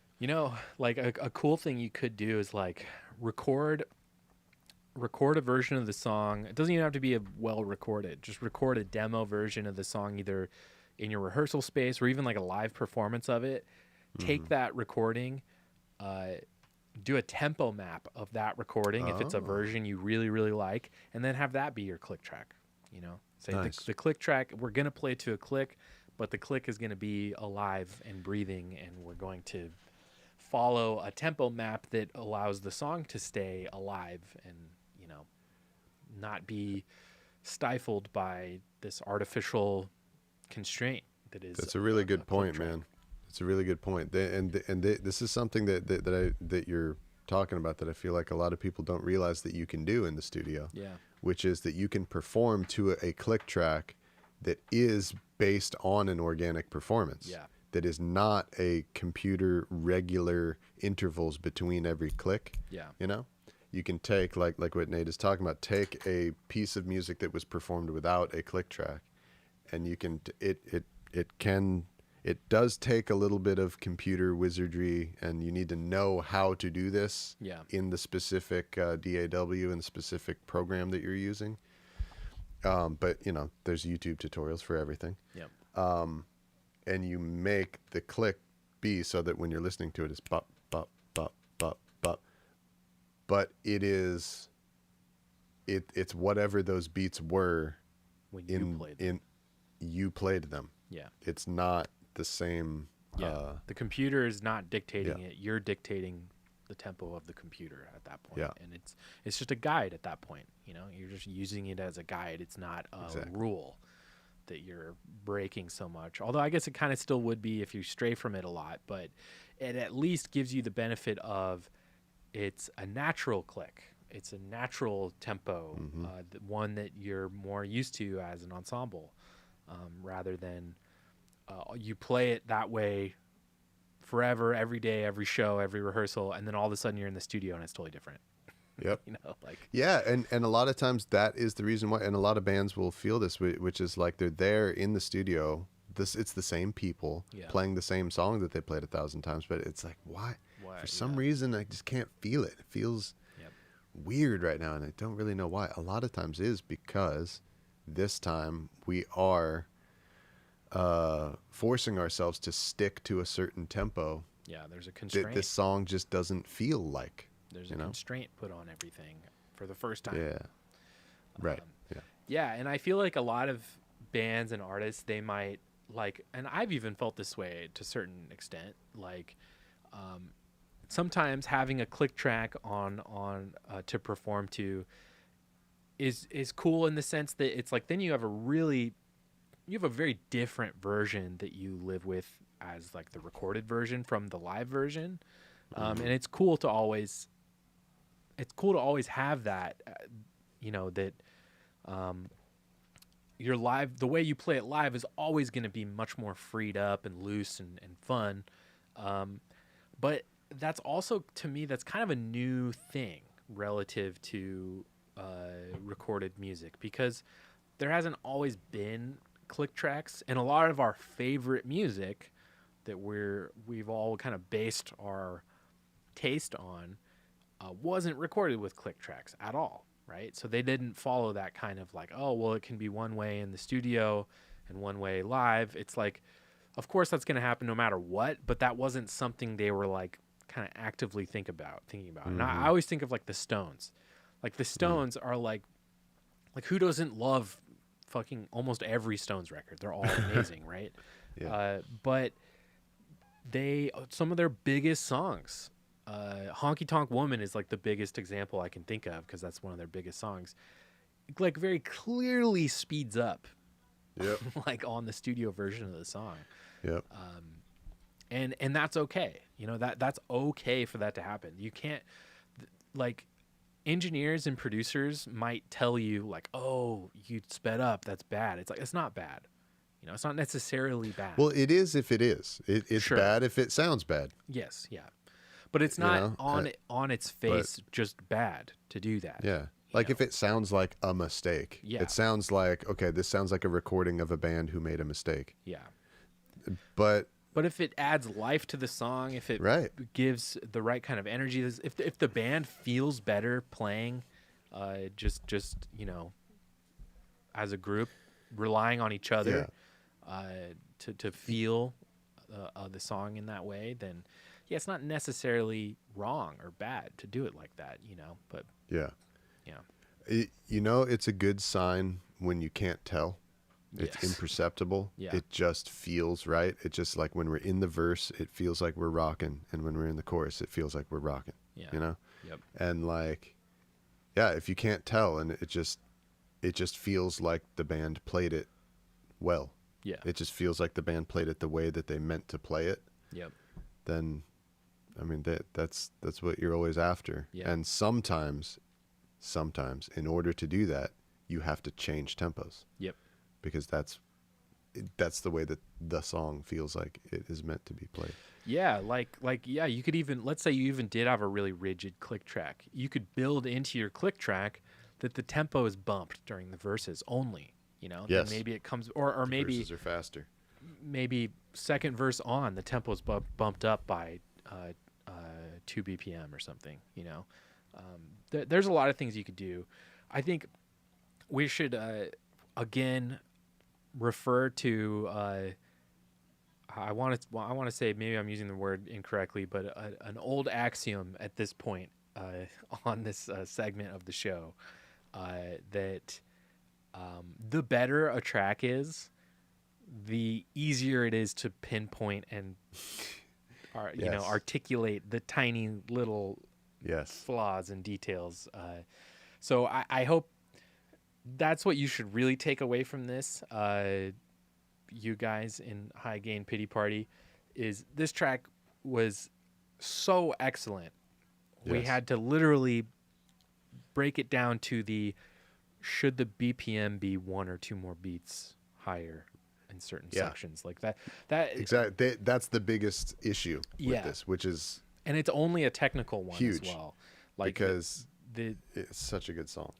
Yeah. it's only a technical one, and it's kind of one of the only technical ones. It's a Yeah. because everything about this track is so excellently done, and there's Yeah. very clearly a lot of attention to detail put into this track, and it sounds really, really amazing. Like the bass part, the bass guitar initially. I wish I could get it to play again. I'm not. Why won't it play? That's weird. I have no idea, but it's just I'm getting spinning. I've been literally like fucking talking up Tidal on this show, and now it's fucking not working. Oh, this is Tidal. Yeah. It's amazing how much they make it look exactly like Spotify. It really does look exactly like Spotify. I think they don't want you to know. Yeah, seriously. Wow. But anyway, one of the first things I noticed was just like the amount of like high mids in the bass that like it really reminded me of like Duff McKagan from like Guns N' Yes. Roses. That's a hard bass tone to get, man. Yeah. And it sounds legit. Yeah, it does. Like that's the real sound. That is, That's yeah, good. that is L.A. rock and roll punk meets fucking like Anthrax bass tone. It's really, really good. Guitars are excellent, really huge guitars. Sound really good. Yeah, and his voice, it really is that classic like late '90s, early 2000s like radio rock. Like I'm ready for 107.3 The Rock to hear this shit on there. Exactly. This song would be huge and would play on the radio 20 something times a day on the local rock station where we grew up. Absolutely. Big time. And it's a really well written song. Beyond, it's good musically and it's performed well beyond the production, which is perfect. Yeah. The production is kind of astoundingly good. Yeah. All right. Well, I Don't Feel a Damn by High Gain Pity Party. Dub clap for a job well done. Good job.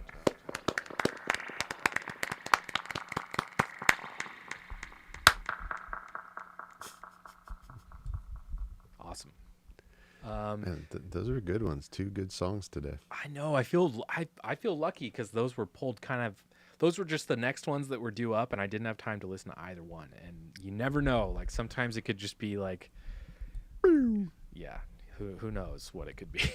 But those were both actually really, really great. I guess I don't know. I don't know why it's a surprise that I'm surprised every week at how good these submissions are. Because for some reason I thought we would get a majority of like, hey, I recorded this acoustic guitar little ditty and I sang into my iPhone under like the Notes app or whatever. And here's that, I was expecting a lot more of that, but we've gotten like seriously every week it's just like super high quality, like really, really well made productions, especially like ones like that one, like where it's just like, dude, you don't need any critiquing. Right. Yeah. Like you fucking you Well, nailed it. and that's good, like Yeah. a lot of them don't, and so that's good for the other purpose of us doing this, which is that For now us. everybody has seen it. You've heard a new band. Yeah. Go follow them. Yep. Listen to them. Subscribe to them. And Absolutely. buy their music. Absolutely. It's good. Yeah, and if you're out there watching and you want your shit, okay, let me be a little more professional than that. If you're watching the program and you want your music featured on the show, email us at blackmarketreggae@gmail.com, and in the subject line, make sure you put music submission. We basically will play these as they come in. So we play 2 a week, and we try to do a pretty deep dive on both of these. As you can kind of tell, we usually spend about a half hour on each one. Yeah, damn. Yeah, we were talking about that for a long time. Yeah. So yeah, please submit your music. We've gotten a couple more submissions this week as well. So I'm hoping this can be like kind of self-sustaining. I won't have to go do big posts out on Reddit quite as often. That we'll just start kind of getting more more music coming in. Give us your music. Yeah, do it. I'm trying to make this thing sound weird. Oh, it sounds weird.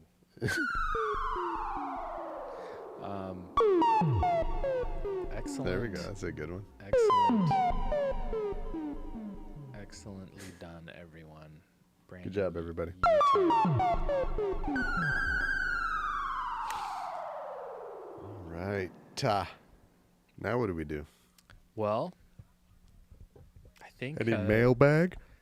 Let's see. Actually, I think No we mailbag, you guys. actually bet we don't have We mailbag. should probably remind people that we have a mailbag. Oh yeah, we kind of have dropped the ball on mailbag. Likewise, same email address, blackmarketreggae@gmail.com. If you have any just general questions for the show, send it in. We'll read it. We'll be part of the show. Yeah, we do have sort of a mailbag, but it's mostly just from Groove Stranger reminding us to go check out that French band that I couldn't pronounce. So we will do that. Thank you for sending me that, Matt. Andy says, Smash like. We have Hulk in the chat reminding everybody. We should actually we should remind everybody. We're not big on the like and subscribe thing that we're supposed to do on YouTube, but it really is becoming very apparent to me how important that is. There are 4 rungs we have to hit on our channel in order for our videos to become monetized. I didn't know that. Yeah, and we've hit 3 of the 4 requirements.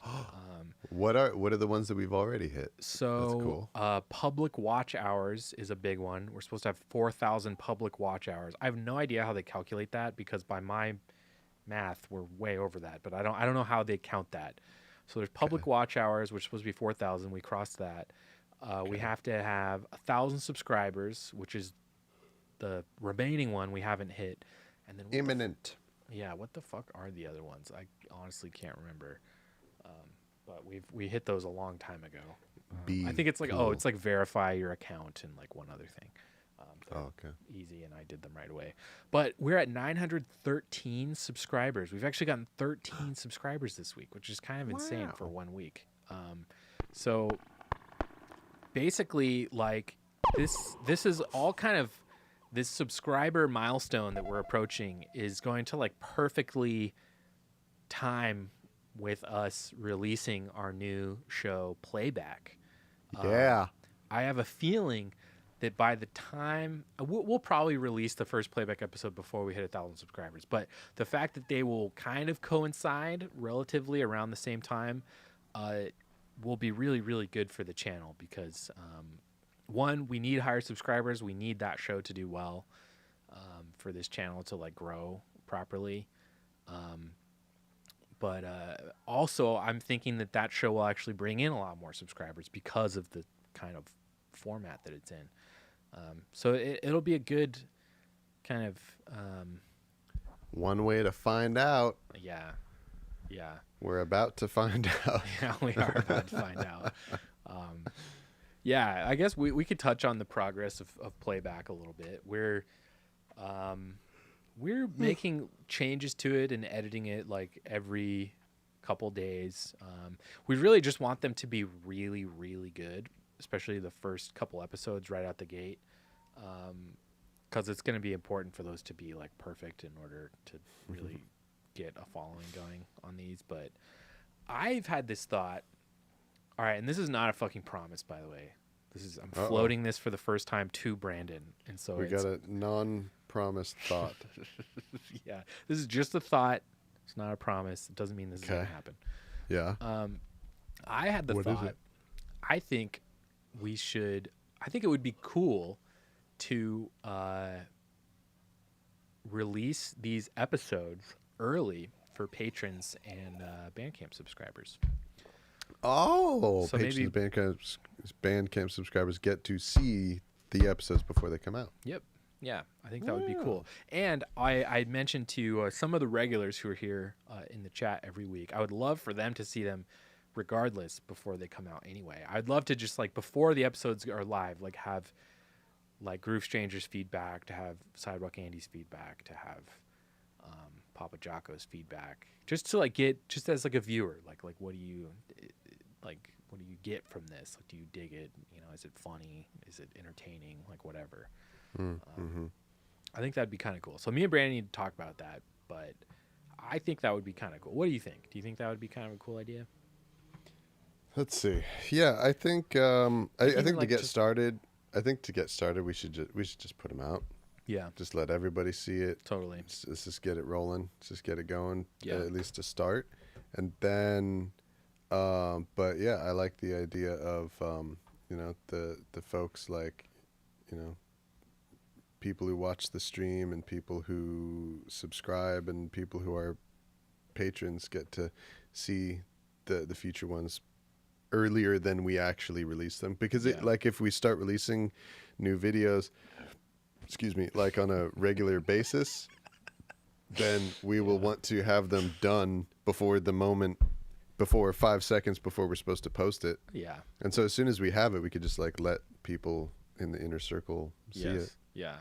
And we've already carved out one bonus video.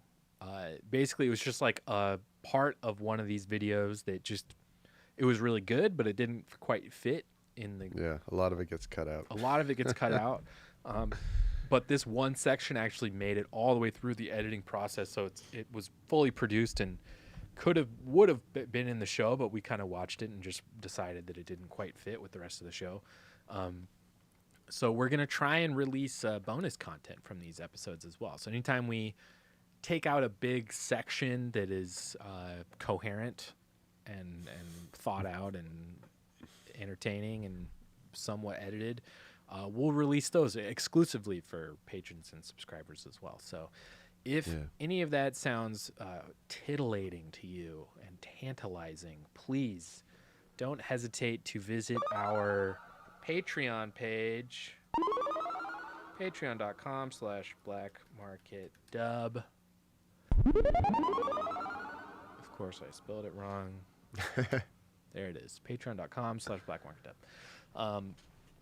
That was the very best way to support us going forward, especially because the whole monetization thing, like I said, if we're lucky, we'll get like 50 cents per day on these videos for a while.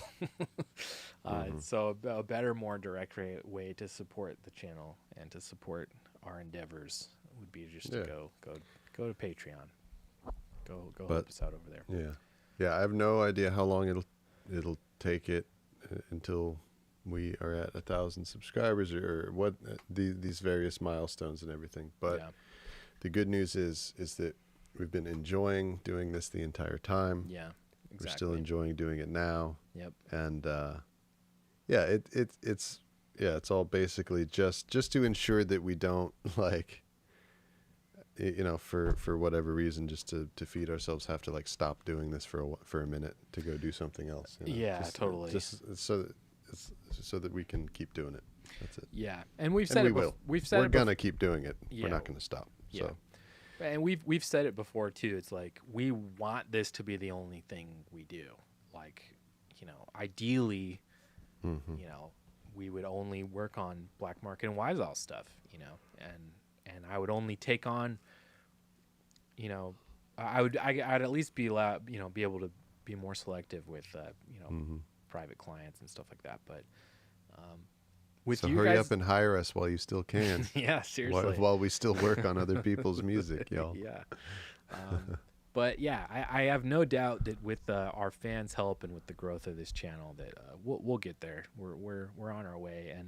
And honestly, it kind of hit me earlier today, like when I was like just hanging out with the chat. I was just like thinking to myself, like, I'm so grateful that there are people that believe in what we're doing so much. They actually show up and hang out with us every week and support what we're doing and pay for our music, and like I don't know, it's really fucking cool. And so I like that you guys are having fun and enjoying this also. It's a very cool feeling, and we're from all around the world up in here, people. I know, it's wild. This is our nice little like international misfit toys hangout group. You know, it's cool. Yeah. I like it. Awesome. Well, we said earlier we were going to try and do some backing tracks. Do we still want to do that? Should we dive into backing some tracks? Yeah, we can track some backs. Track some backs. That sounds inappropriate. Yeah. I don't know why that sounds gross, but it does. Here, real quick, let me look and see what tempo. Oh, yeah. Alicia Keys, right? That's what it's called. Wait, but what's the name of the song? Try Sleeping with a Broken Hat. Oh, so Andy's requesting a fresh Eno card. Okay. Not enough. 2 cards ain't enough Eno for old Andy. All right. Okay.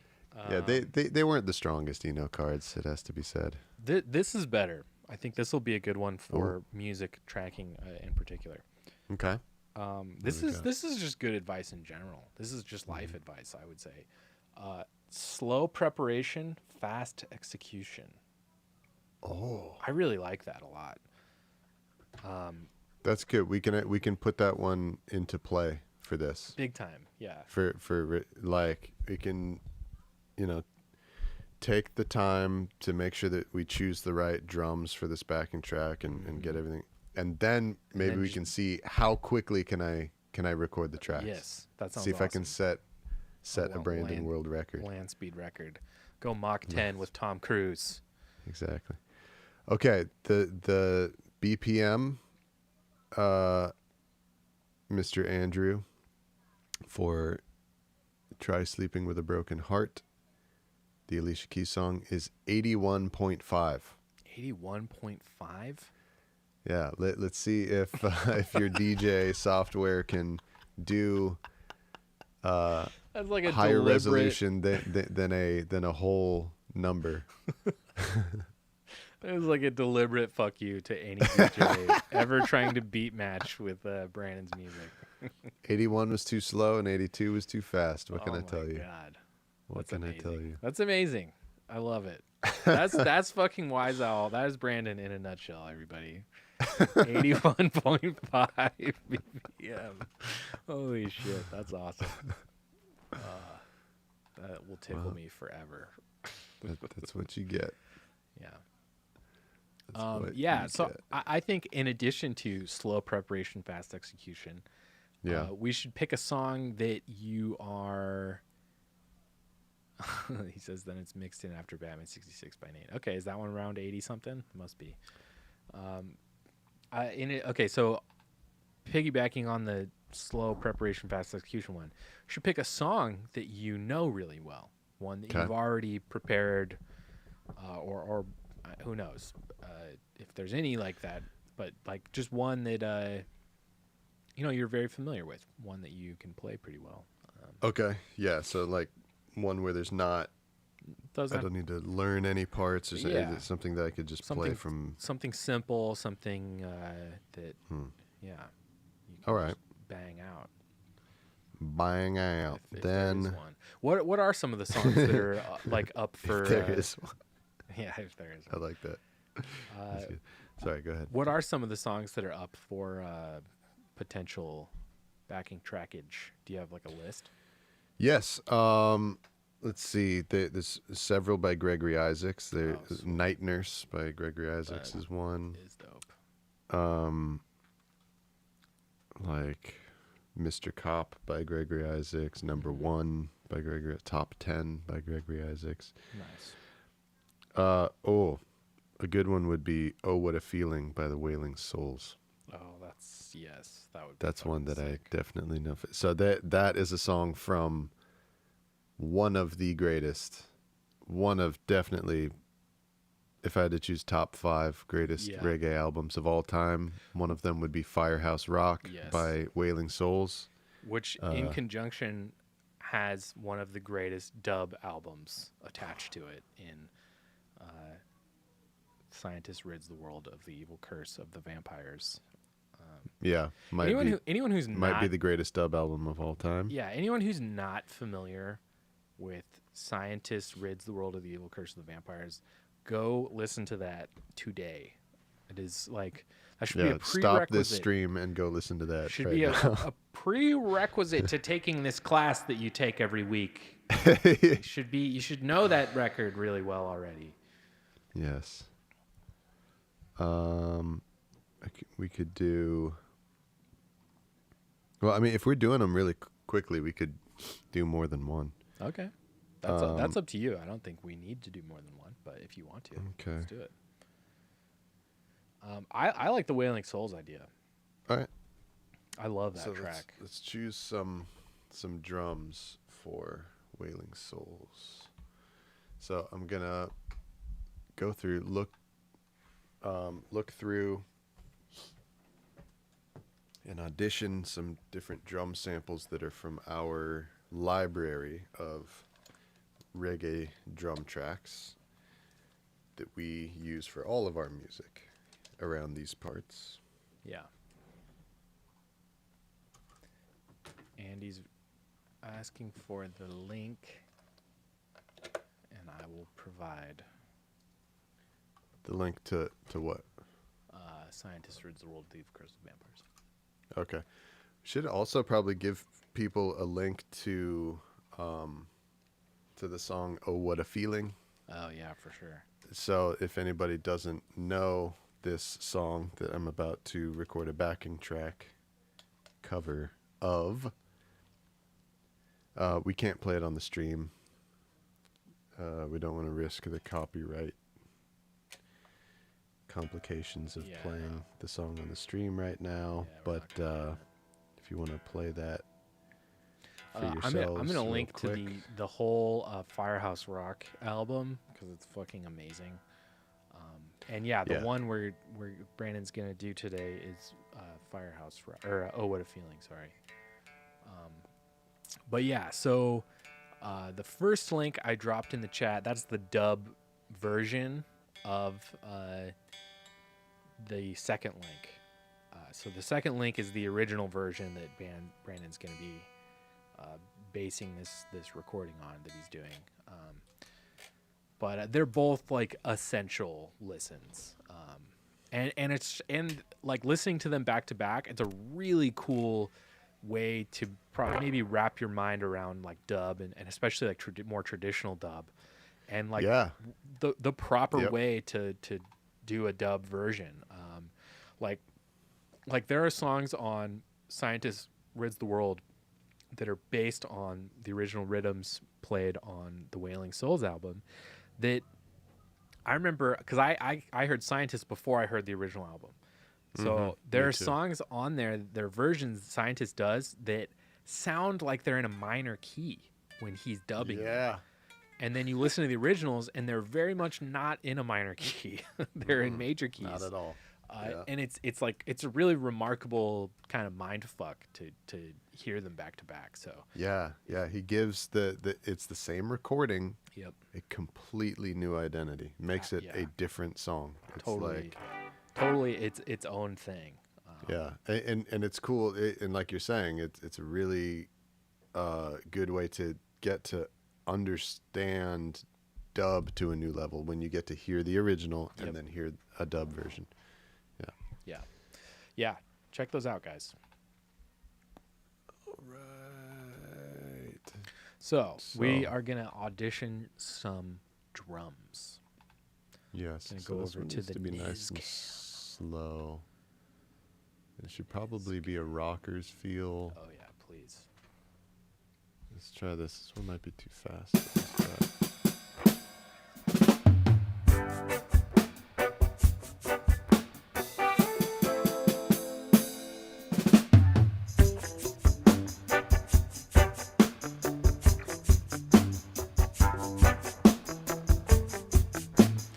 Pretty good. I can feel you wanting to be slower, I think. Yeah, I agree. It's too busy. The spirit of the song is like super sparse. Yeah. Especially in the Scientist version, it like really feels pulled back and slow. And that's one of the aspects of this album, the whole Firehouse Rock album, that makes it so great to me is how slow and sparse and how much space there is. Yeah. Which the is a drums harder and bass thing and to everything. do than playing fast. I think playing fast, if you're a technically proficient musician and you practice long enough, you could probably play most things really fast. But I don't care how good you are at music, playing something slow without rushing is fucking hard for anybody to do. Yep. You got to be really, really talented to do that correctly. So this is from horsemandrums.com.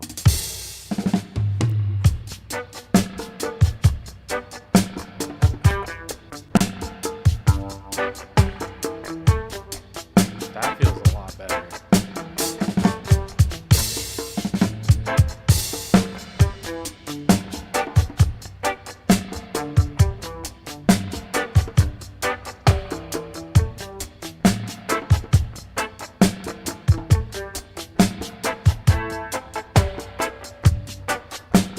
Yeah, that's more like it. That's way better. What's that Not even- tempo at? This one says 67 BPM. Yeah, that's it. Might even slow it down even more. Yeah. But this is the right drum pattern, like what he's playing. Yep. So we could do this and even slow it down. Yeah. Because I think the original song is like 64, 65. That's it's like wild. that's so slow. That's really like reaching the limits of slowness for reggae too. Yes. It's like very Yeah, anything beyond that is like. yeah, it's too slow. But And- in terms of what he's playing, that sounds pretty much right. Yeah. What do you And think? interestingly enough, when it gets to be slower than that, that's where you get introduced to the reggae dead zone. If you double that slow BPM, it doesn't work either way. It's either too slow when it's 60 or 55 BPM, or it's it still has this kind of jilted, not quite reggae feel at 110. It really is just like a weird, bizarre place where reggae just kind of isn't happy. The low 100s is like a no man's land for Yeah, reggae. yeah. Let's try this other one.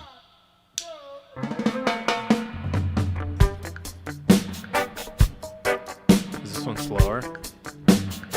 This one says 68. Okay.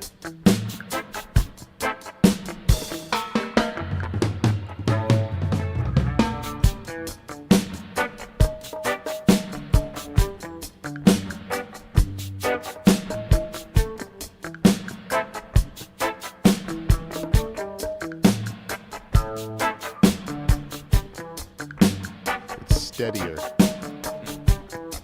What he's playing is more regular, Yeah. but I think the other feel was Yeah, better. I like the other one. That was a nice fill. Yeah. We should start a change.org petition to have Horseman record more drums. Yeah, man. It changed. I wanted Seriously. I wanted to fucking reach Biden's fucking desk. Joe Biden, I want you to come out and tell Horseman to record more drums for us. These are the important issues. Yeah. 87. That can't be that fast. Can it? No, it is. All right. Okay, so I say we do the first one. Well, there was like 67. Yeah, this one. Yeah, this almost sounds like the same pattern. It does. It sounds like the original song. Yeah.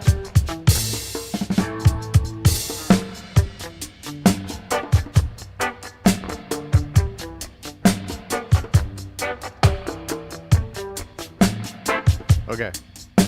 So if we don't already have this one, we need to buy it. But I think it sounds familiar. I think we have this one. Let me know already. which one it is, because I have most of the slow ones. So this is 67 BPM #1 reggae from horsemandrums.com. Did you say 68? 67. Okay, yeah, we have 6701. We've got that one. Okay. Should be. Is it in the... Should be. Well, most of them are on the drive folder. I don't see it. I see 65 and 68. Shitty. Okay. Let me... Here, I'll compress and upload that. All right. We are taking our time with the preparation. What is it? Slow preparation? What is it called? Slow preparation, fast execution. Yes. We're not rushing our preparation, people. Yeah. We're going to get this right, get all of our things arranged properly. Yes. And then we're going to see if I can set a Land speed record. dub speed record. Yeah. Damn, how did I not have this one uploaded to the drive?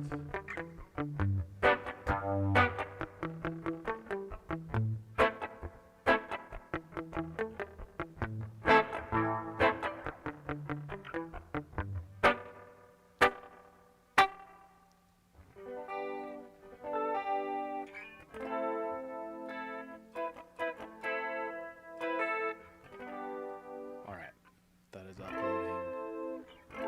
1 minute.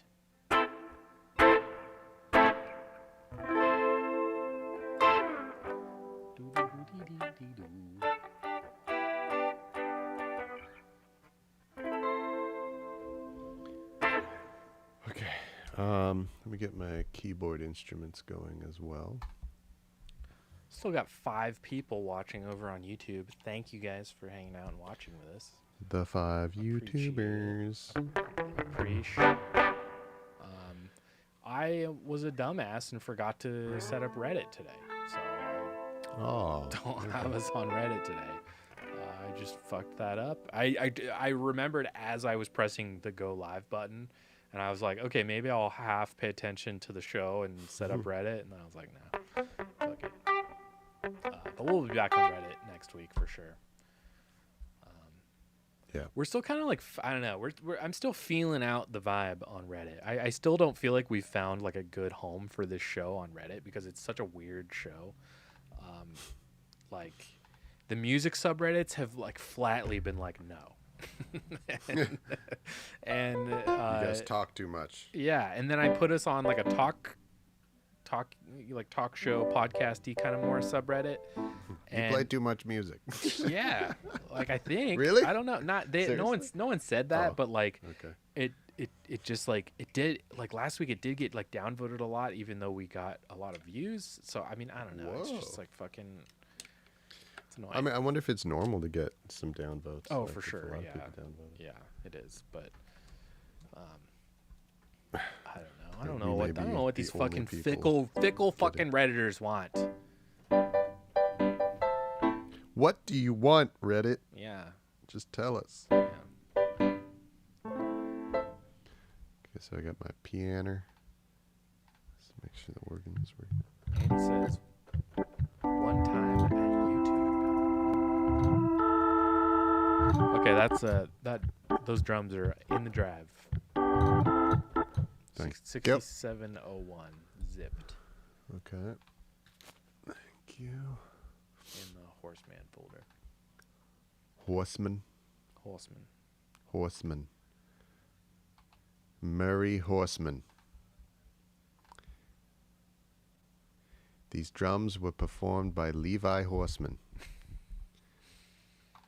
Okay.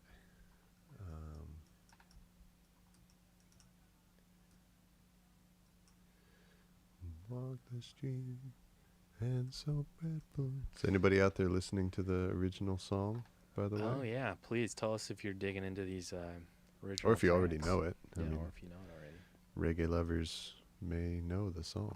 Yeah. Reggae lovers love reggae.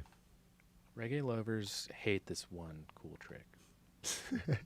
Reggae lovers hate him. 9 out of 10 reggae doctors recommend.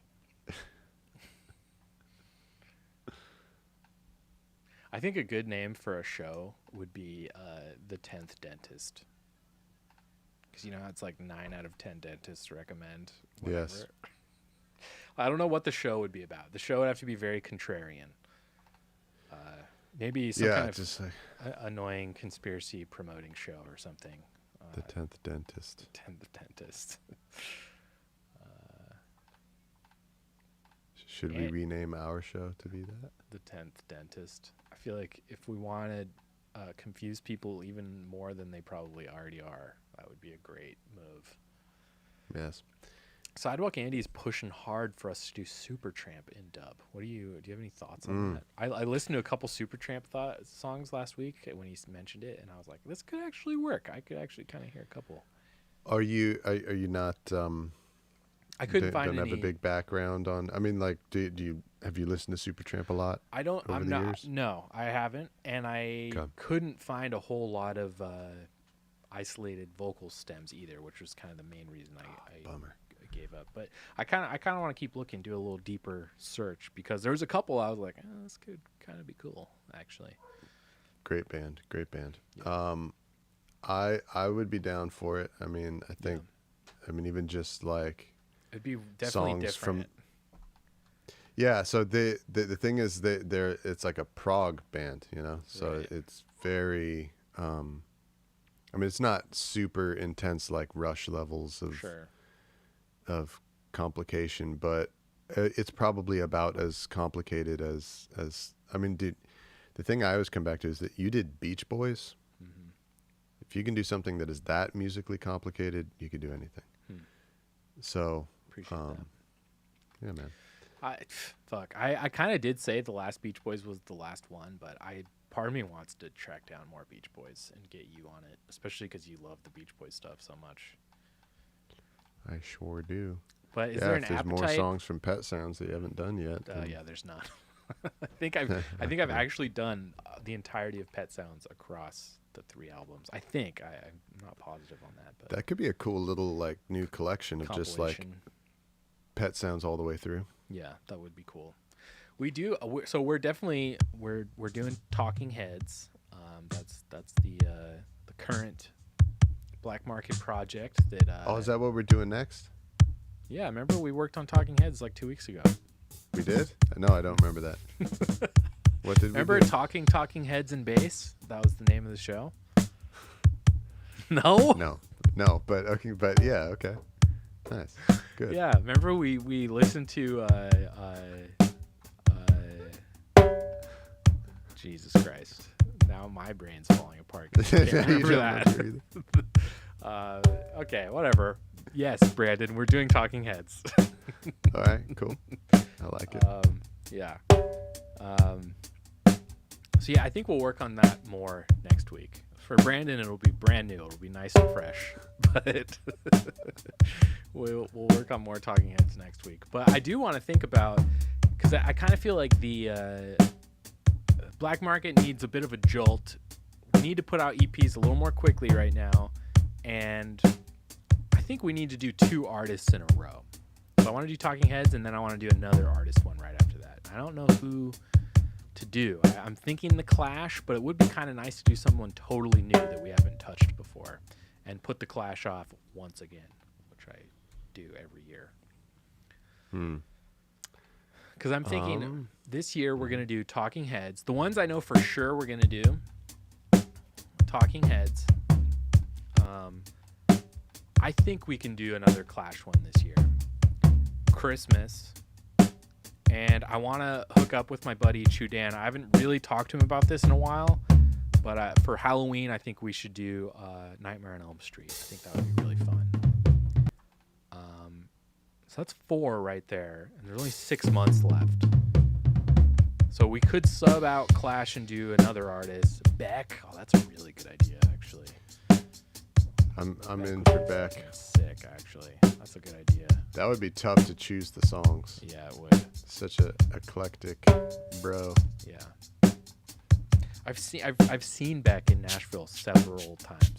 Not like at a show, just like around. Oh no. Like when I saw Bob Dylan, there's a bar directly across the alleyway from the Ryman Auditorium called Robert's Western World, and it's like one of the original old school Western swing bar rooms. It's like an amazing fucking room, and that's pretty much the only bar I like to go to on Broadway, which is like trashy Bachelorette Street. I can't stand it really, but that bar is fucking awesome. And after Bob Dylan, I'm sitting upstairs at the upstairs bar with fucking Sam and all our buddies who came into town to see Bob Dylan with us. And fucking in walks Beck, just hanging out at the bar, grabbing a drink with a couple ladies. I was like, damn, dog. Wow. Old couple ladies Beck, Yeah. as they call him. Oh, Beck put out a couple official... One of his songs has an official acapella. That's fucking cool. Official acapella. That's what it says. Which album is it? Off of Colors. I actually don't know Colors very well at all. That Colors is such a good album. Really? Yeah, it's To me, really good. I remember just hearing one of the singles and thinking it was a little too poppy for my taste, but I actually haven't listened to the whole thing, so I'd have to. Well, I mean, it is an album that he intentionally went that direction. Right. Yeah, You know, he signed with it's Capitol and decided to, go and. To me, it's like he kind of went like the Bowie Let's Dance route. Like Bowie made like 10 of the most incredible art rock albums ever, like in a row, and then like literally was just like, what do I do from here now? And he hooked up with Nile Rodgers and was just like, make me a record that will sell like gangbusters. Like I want to be a pop like megastar. And to me, that's kind of where I feel like Beck is at or was at during that one. Beck. Yeah, I mean he like intentionally will change styles for the duration of an entire album. Yeah. And Colors is like, I'm gonna make a pop record, a synth pop record right now. Yeah. Watch me go. Here I go. Well, folks, if we can find 4 Beck isolated vocal tracks, I don't care what the songs are either. I'll do any Beck song. They're all fucking awesome. If we can find 4, we'll do an EP. But Yeah. So the other thing is it's a trade-off because it's not his like real iconic songs from that record, but right. it's I really don't- good. All the songs are good, That's okay.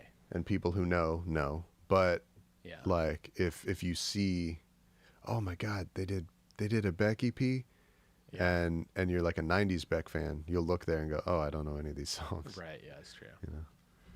Not seeing a whole lot, but again, sometimes a surface level search is not enough. You got to dive real deep. Mad deep. Okay, so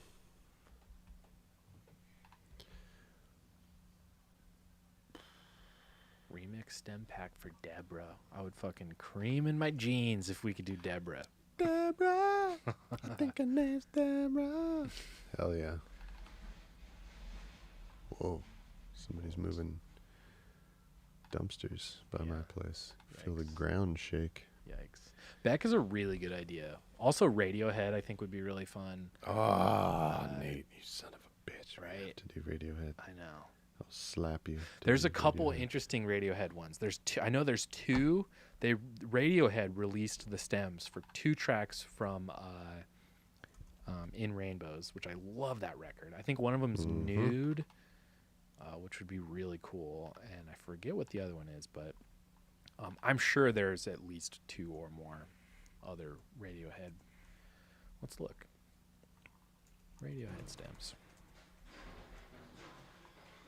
By the way, the one thing I'm excited about with this show growing is that like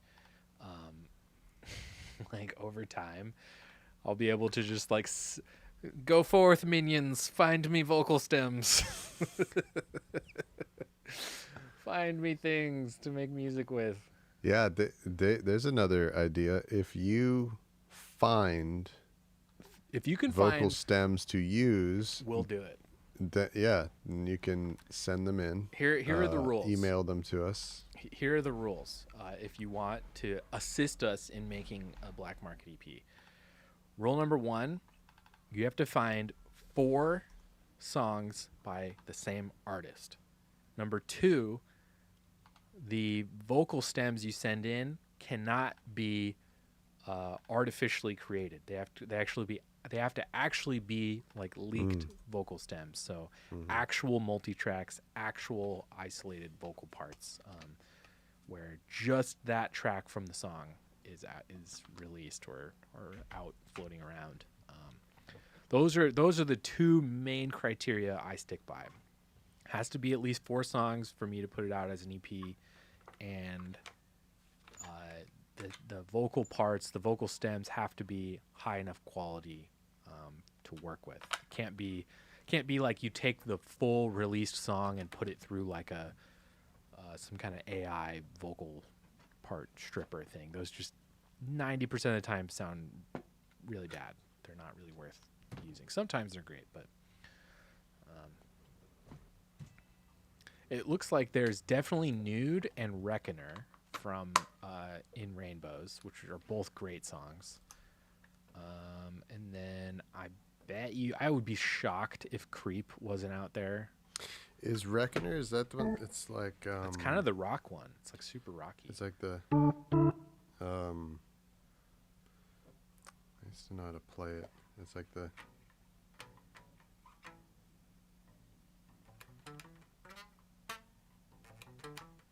Yes, that's the one. Yep. That could be a really fun like dub bass line. That could wind up being really cool. Yeah, we should definitely do that song, man. That would be intense. Well, those 2 for sure are out there. We'd have to dig for the other 2. But I bet you anything Creep is almost a given. That has to be out there. And then something like from OK Computer or Kid A would be amazing to be able to mix in there. What if we did a dub version of Everything in Its Right Place? I would fucking love that.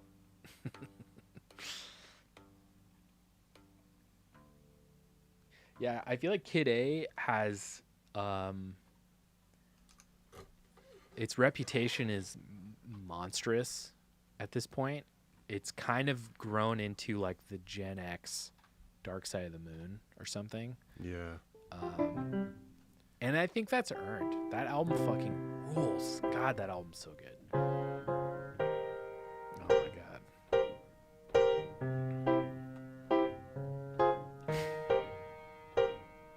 Dude, can you imagine? Wait, let's hear it with some drums. Oh, fuck you. I love this.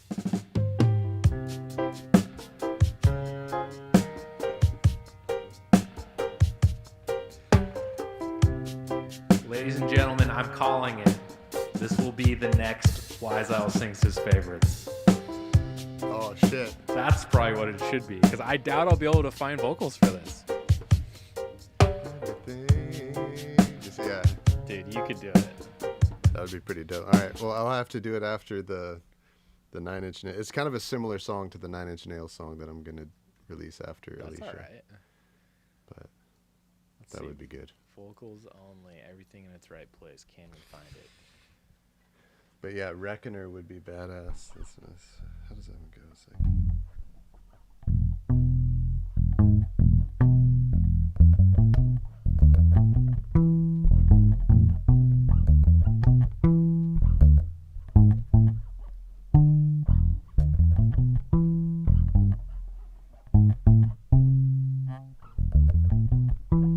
Yep.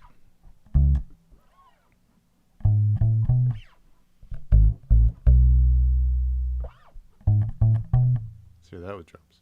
Yeah. Shit, we could change gears and just do Radiohead next. I feel like that would be fucking fun.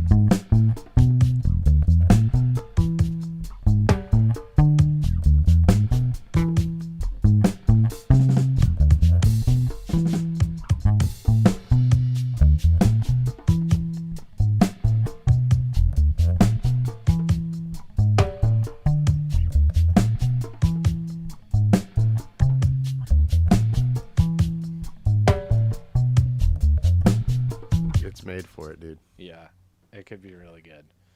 We could, hey, since you don't even remember us starting recording Talking Heads, we could just pretend like that didn't happen. And we could just do Radiohead next week. Switch to Radiohead. Yeah. I mean, it is an artist that you haven't done yet. Yeah. You've true. done Talking Heads before. Yeah. And that's there. Talking Heads is like primed. We can still come back to that. But what say you, chat? Would you rather us do Radiohead next or another Talking Heads next? Would you rather have us do awesome Radiohead, or would you rather we do another Talking Heads? What do you think? Yeah. I kind of am feeling Radiohead now myself. I know, so am I. Definitely feeling the inspiration for that more. Yeah. Okay. I think I've done the preparation. I think you have too. Let's hit this groove. Actually, I think that the last bit of if we're truly following this Eno card, taking our time and making sure that all preparation is that everything is in its right place. Oh my God. Before we execute quickly. Yeah. Then I should go to the restroom before. All right. Fair enough. Can you entertain people for a second? Yes, I can entertain. So Sidewalk Andy's saying we should do a new project. So we should do Radiohead, he's saying. So I'll bring you guys into kind of what I'm looking at here. I'll show you like exactly what I do when I'm like, okay, I want to start a new project. Where the fuck do we even begin? Typically, and this will be good for you guys since you guys will start helping me do this to make new EPs. Typically, like literally, look at my fucking search. It's all like Beck, multi-tracks, whatever, multi-tracks. Typically, the way I start, I will just literally look up, like let's say Radiohead vocals only. Now, let's check this out. Let's see what this is. When you were before, See, this is an actual isolated vocal stem. you just like an angel. That's usable. Like I would be able to use that as a basis for a black market track. And the way you can tell is you don't hear any weird digital artifacting, right? You can hear the tail of the reverb. Makes me cry. You hear a little bit of the track, but that's just bleed from his headphones maybe or from the other room or something. In a beautiful world. But you hear his vocal like very clearly. And now watch, I'll show you like this. I already know this guy. Anytime you see this this font over it, yeah, I know who this dude is. Luke the Lux. I mean, I don't know him, but basically his thing is like he runs his tracks through like a weird algorithm that strips the music away and leaves the vocal. So I'll show you. That's what this will sound like. So you can hear the difference right away. It's like, it sounds really like distorted and like sibilant, and there's just elements of his vocal that are just like missing. You can tell it's been artificially stripped away in a way that is like, it blows my mind that this has more views than like any video I've ever made. Because this is literally takes 3 seconds to do and then upload. It is and it sounds like shit. It sounds like garbage. Like imagine if I put out an EP and this is what the vocals sounded like. It's like From all the yeah, not gonna ever do that to you guys. And that's why it's important to find real vocal stems that were like leaked or somehow got out. So it looks like there's tons for Creep. That'll be easy. Looks like Nude. This is one that was officially released.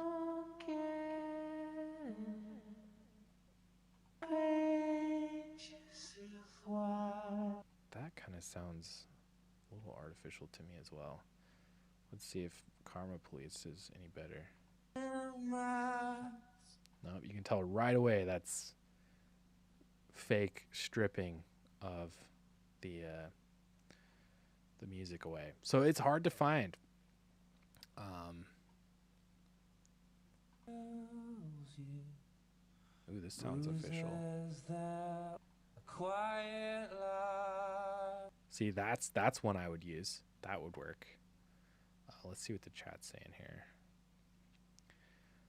MP Floyd, how do you isolate vocals? So I don't. I find vocals that were...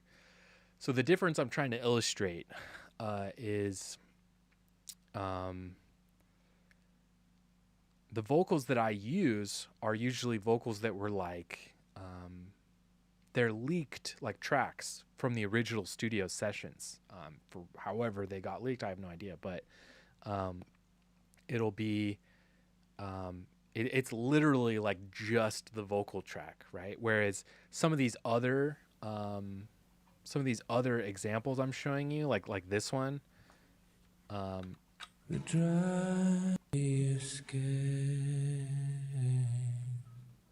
sounds a little better actually, but that's still kind of one I wouldn't use. So what they do is they just take their... Sorry, I was explaining something to MP Floyd in the chat. Oh, nice. They just take the whole track and they put it through like an algorithm that like algorithmically strips the music away and leaves the vocal. But that really leaves a lot to be desired when you do it that way. So I don't actually do anything myself to strip the vocals. I just find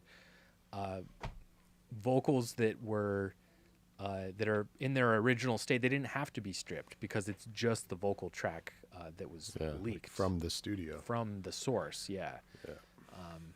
So Brandon, good news. There's tons of good Radiohead acapellas we could use. So I kind of think let's do it. I kind of think that would be cool to do Radiohead next. Actually. I think for ours we should not do anything from OK Computer just because Radio Dread exists. Yeah, that's true. All of you reggae and dub and Radiohead fans, if you haven't heard an album called Radio Dread, yeah, go check it out. That is by Easy Star All Stars. Please listen. It is one of the best things that anybody has ever done. Also, MP Floyd watching over on Twitch. Thanks, man. What up, Twitchy Twitch? Thanks for holding it down on Twitch, brother. Twitch was originally supposed to be our savior. We were like, well, duh, we just have to go on Twitch and then we'll have a super popular live stream show like everyone else on Twitch. Nope. MP Floyd says, really enjoyed your Blue Velvet rendition. Thank you very much, MP Floyd. That one was really, really, really fun to make, and people have had really nice things to say about it, so thank you. Okay, I feel much better. Good. I think I'm ready. Let's do it. So I'm going to do bass, guitar skank, piano, organ skank, Nice. and a guitar stick line. Sick. How long do you think it'll take me? Let's see how long the drum track is. Okay, it is 2:34 right now. If you start at 2:35, that would be a good marker. This is 4 minutes and 40 seconds of drums. That's really long. But that's okay. That's how much we want. Oh, no, it's less than that. It is 4 minutes. 4 minutes and 26 seconds of drums to put these tracks on. Nice. All right. Do it. Here we go. Idle Candy says, I'm going to crack a beer. Hell yeah, dude. Nice. It's Thursday. Cheers, y'all. Me and my girlfriend call Thursdays Thursday Friday because they feel like Fridays more than Friday. Even more than Friday does. Yeah, Mhm. it's true. Okay. Here we go.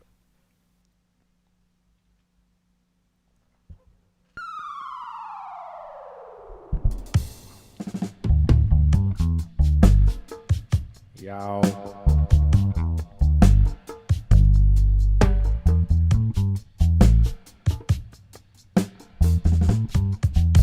Wise. Wow.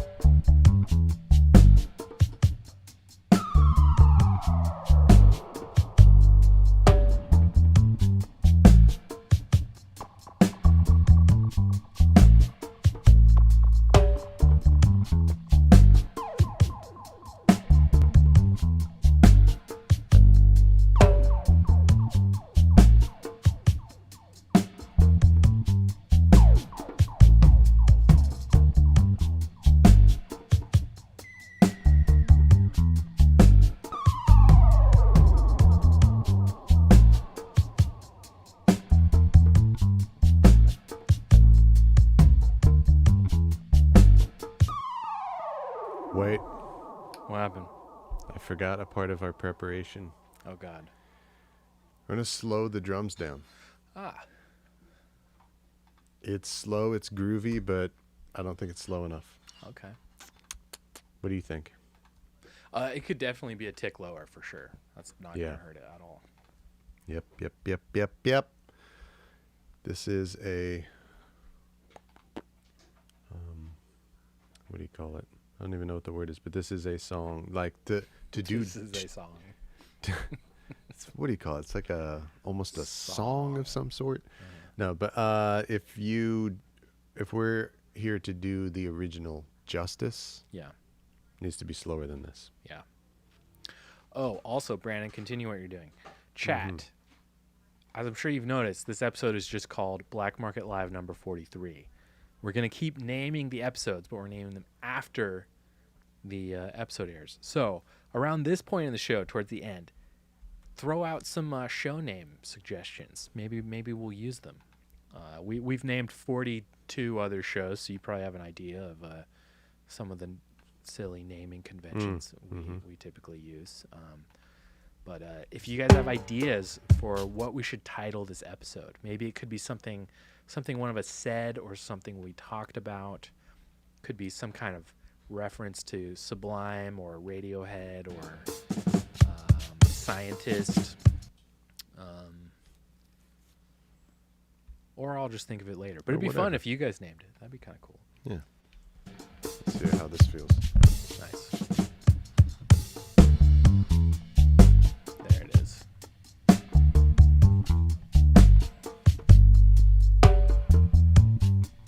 Might be a little bit too slow. Are you going to do a half BPM? See, this is exactly how you get half BPMs right here. It's by taking your time in the preparation. This is how Brandon slowly goes insane on the internet live. Exactly. Let's see. By the way, this gigantic, ugly PayPal QR code above my head, you can use that to send us a tip live on the show. Do it. Send us a little tipperoo. A tipperoo.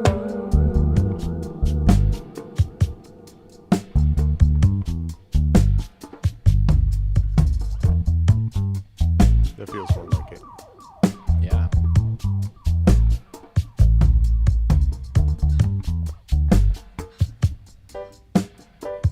Yeah.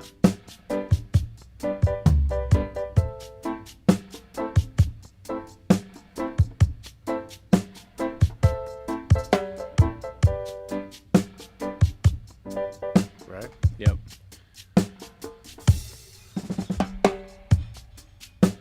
Okay. Yeah, that's good. Do over.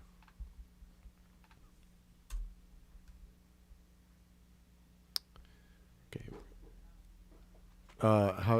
How's the volumes? Oh, that's of good. everything? Yeah, it sounds Okay. great.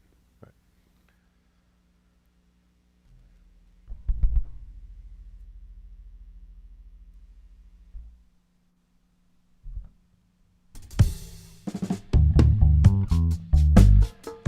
Probably more drums actually now.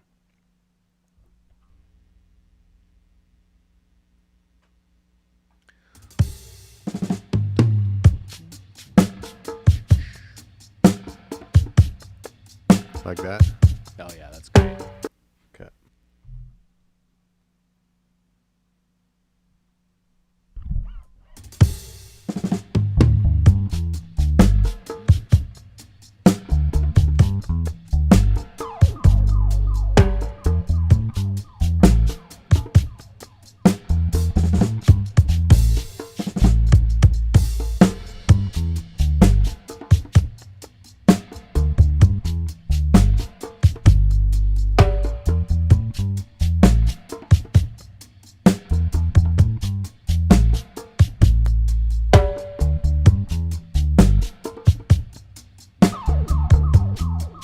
Look at that. Ask and ye shall receive a donation. Thank you, Andy. You're the man.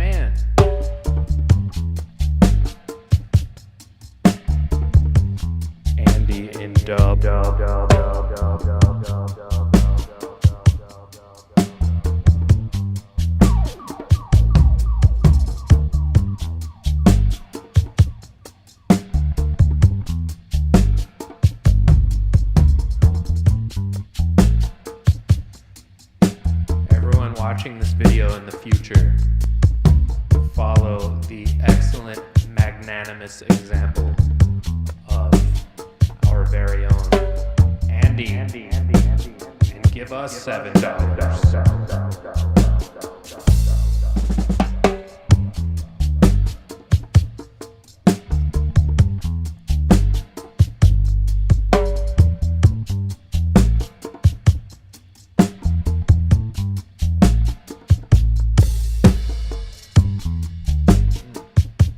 I'm also going to need the tracks from this as well for dubbing.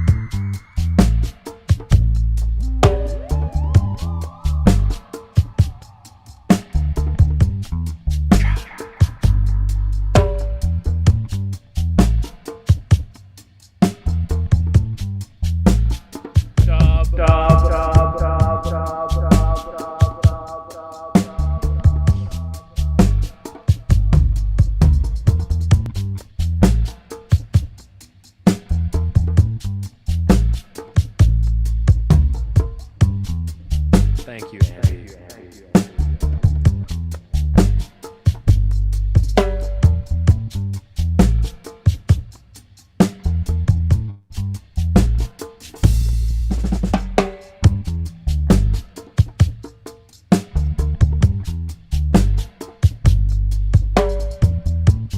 I've heard he sounds like Alicia Keys.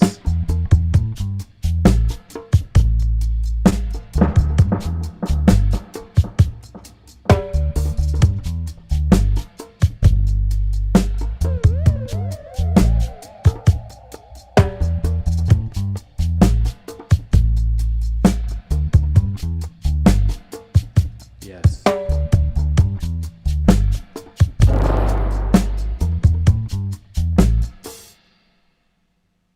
Oh. That's a cool way to end, actually.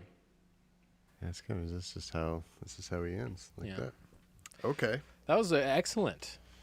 It definitely you hit the vibe of the original on that big time. I was grooving. That's also one of my possibly my very favorite reggae rhythm is that right there. So I Nice. literally will need these stems from you later. Yeah. Okay. I will. Yeah, I I'll will give 'em put to this into my my dub set. as Yeah, well. you can. I mean, that would be cool, man. Like if you had, and we could do that sometime. That might be a fun thing to do on a show one time. Is like if we Yeah. just go through and recreate all of the rhythms from Scientist Rids the World of the Evil Curse of the Vampires, so that you can do a live set of that album, but it's all Right. our own recreated versions of the music. How sick would that be? That would be very fun. We should do that. That'd be a nice challenge too. That would be, You know, yeah. They have to like get in there and learn all the nice little intricacies Yeah. of all the little piano and guitar flourishes that are happening. Yeah. Dang. Yeah, I love that. We would have to like recreate horn lines and stuff. You know, Right. Right. that would be fun. Nice challenge. Yes. Okay, let's do some guitar. Excellent.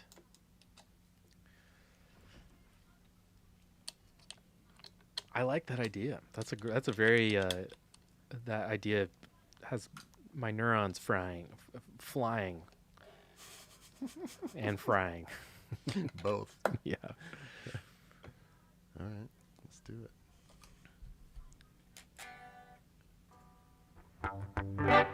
That new SG. That's right. This 50 new year old 1973 SG. 50-year-old Britch. Brat. That thing is sick.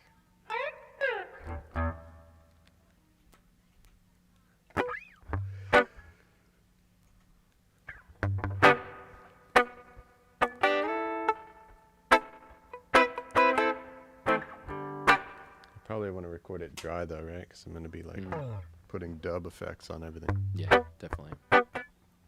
Well, here, I'll record it with Spring just for tracking, Uh-huh. just so it doesn't sound stupid while Right. we. Yeah. But I want the tracks that I end up with here to be very dry because Yeah. when I perform it live, I'm going to be putting effects on it. Yeah. So we'll be hearing the Spring reverb live, but it won't actually be on the track. Yeah.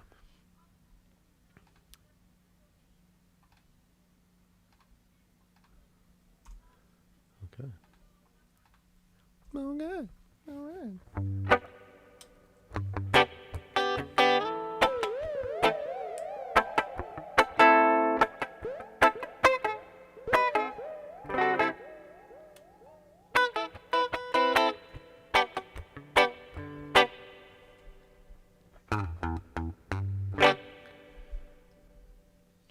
Groove Stranger says, Turn off my mic. basically the only Radiohead song I know is Creep. If there are other songs you'll get me to like, I'm all for it. You're in for a treat, my friend. We could easily get you to like at least a couple more Radiohead tunes, I would think.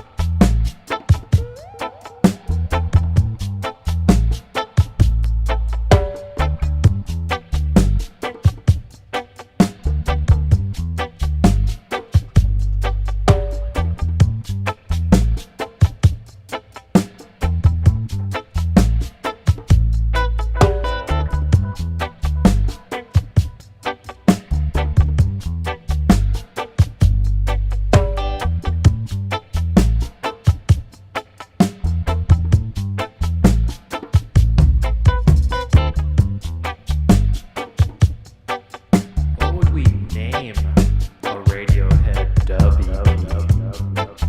That's a question for the chat. What would we call it? And don't say Radiohead in dub.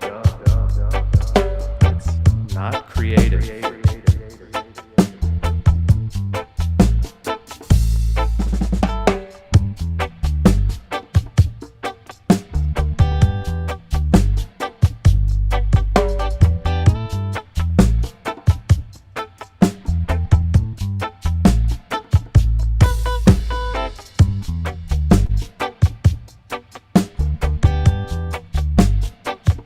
You know, funnily enough, Johnny Greenwood,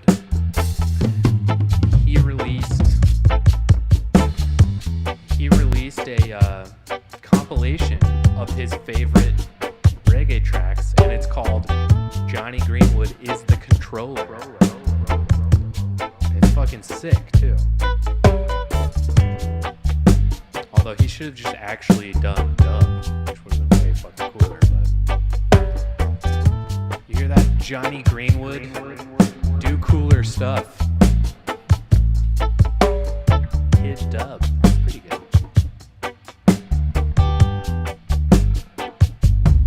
Kid D.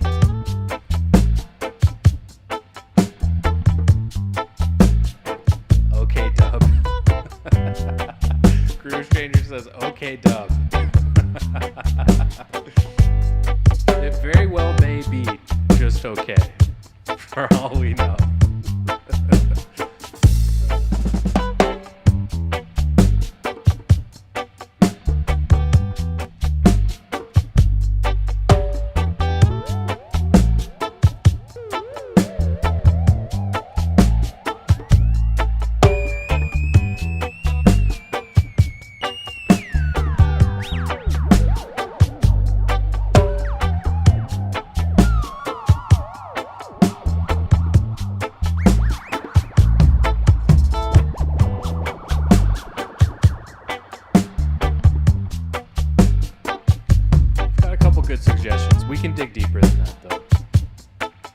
better.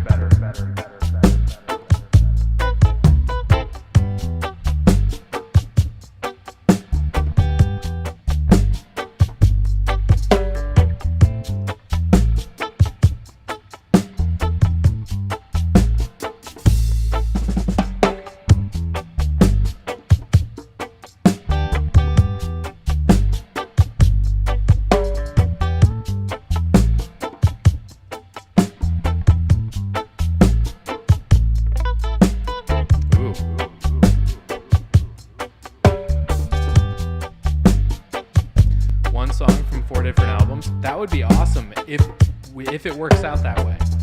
Some of them, like there's 2 from In Rainbows that we would definitely want to do, so it'd be hard to do that. I know there's Creep and at least 1 or 2 off OK Computer, but we might try to avoid OK Computer. If we can, we'll see. Yeah, I mean, I feel like the definitive dub versions of every song from OK Computer is on Radio Dread. Yeah, it's true. But, come on. We can't back away from a challenge. A challenge. Challenge. That's true. Okay. It just very well may work out that that's all that's out there. So far, I've seen at least 2 from OK Computer that are usable, 2 from In Rainbows, and then Creep.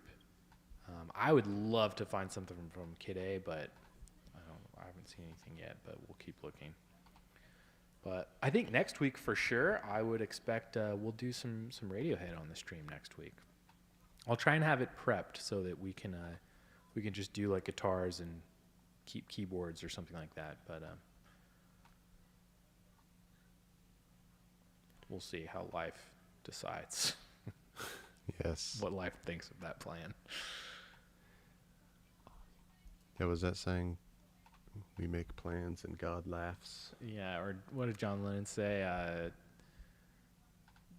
don't know what the fuck he says. Yeah, what did he say? Imagine.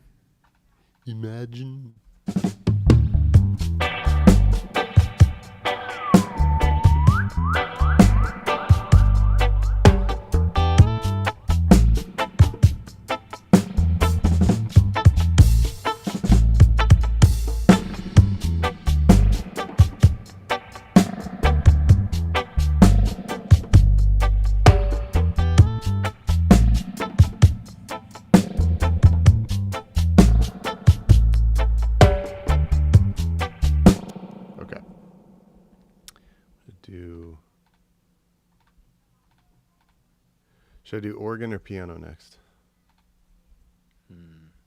I'll do piano. Yeah. Complete the skank. Yes. You need a complete skank. Yeah. Where could I find a complete skank? You have to make it. That's the hardest Is your part. mom available? Wow.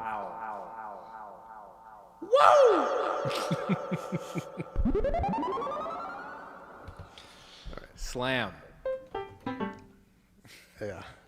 Nate is the biggest fan of your mom jokes. Oh my god, I don't even want to comment. I don't want to encourage anything. I don't want to discourage anything. I'm just gonna let it's really fun. It's one of my favorite aspects of our friendship is that Nate is like physically like paralyzed by your mom comments. He can't handle it. It's kind of funny. Okay. Yeah. Chat, take nothing from what Brandon just said. That's my instruction for you. Basically ignore Brandon.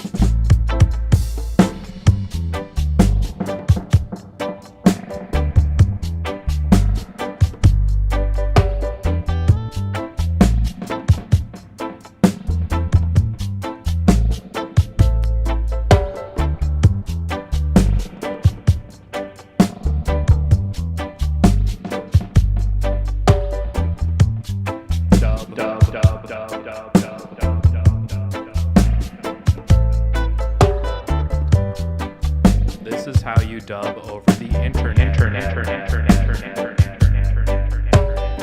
Ooh, the Far Side in dub. That'd be fucking sick. If we could find it.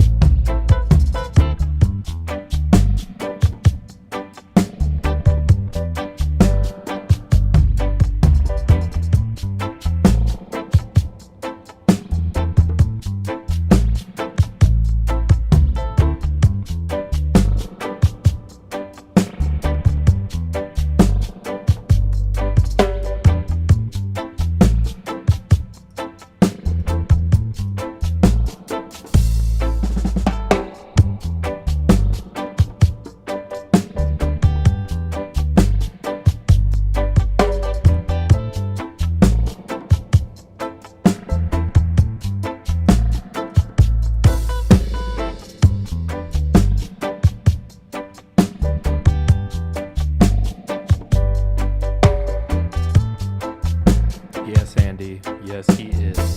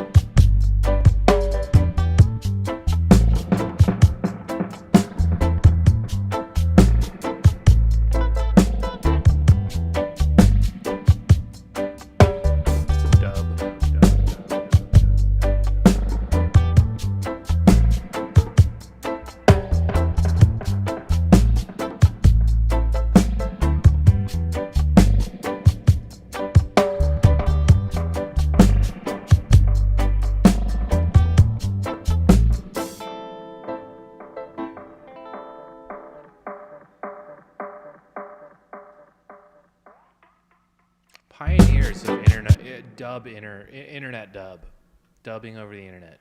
Yeah. No one can ever take that from us, Brandon. That's right. Yeah, I think you've invented a new style of dub, a new genre.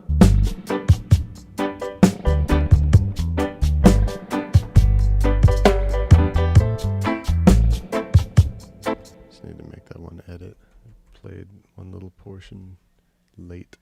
Wow, Radiohead's original band name was called On a Friday. What a fucking bullet dodged. Holy shit. Jesus Christ. Yeah.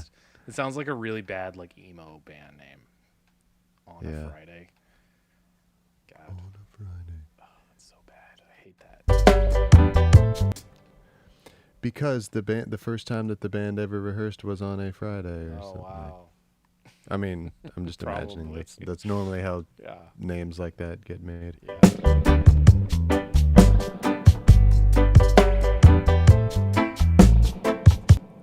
accidentally recorded that piano track in mono, That's all right. but that's okay because it's going to end up being on a mono.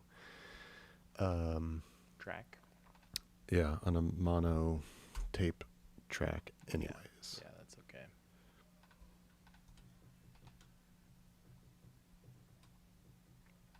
Hey, look, we're back to doing a long show again. Remember, like last week Oh, when we yeah. said we weren't going to do that anymore? Here we are. We're doing it. We're doing You it. can't keep us from doing a long show. Can't stop us. Won't stop us. Don't try to stop us. Try and stop us. Especially not when we're doing Wailing Souls.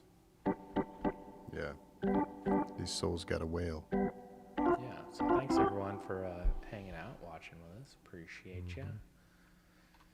What would happen if I did some... I don't think this would sound good, but let's see what would happen if I did some like 7th chords.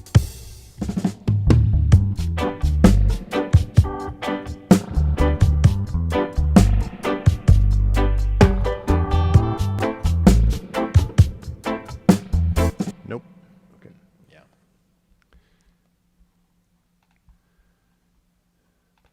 Jam sesh, lads. Kind of is, in a weird way. It's the closest me and Brandon can get to jamming at the moment. Yeah, you're joining in on the dub jam. That's Yeah. nice.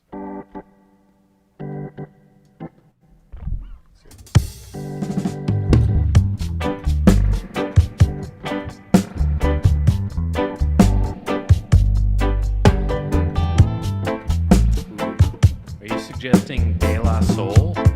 That would be fucking sweet. I love De La Soul. Also been listening to a lot of Tribe Called Quest this week. A lot. Like all their albums a lot.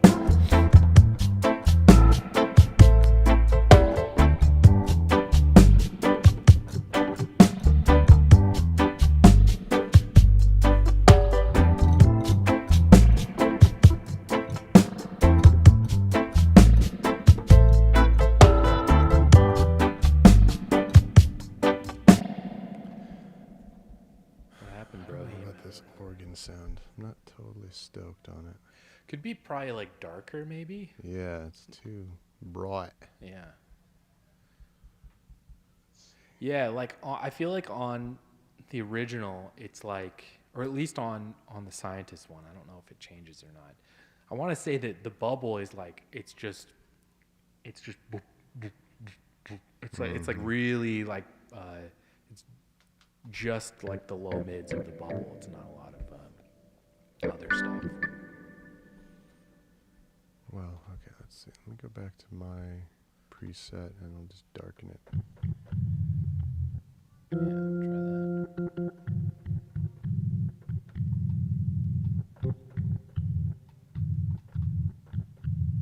Why is this low?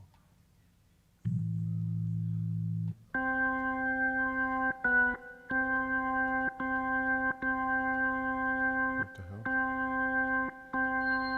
Oh. Changing the wrong.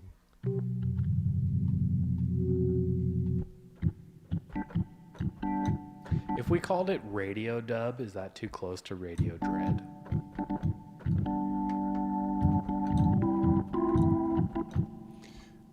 I think so, Yeah. personally. Yeah, I think so too. I guess if you have to ask, you're kind of answering your own question.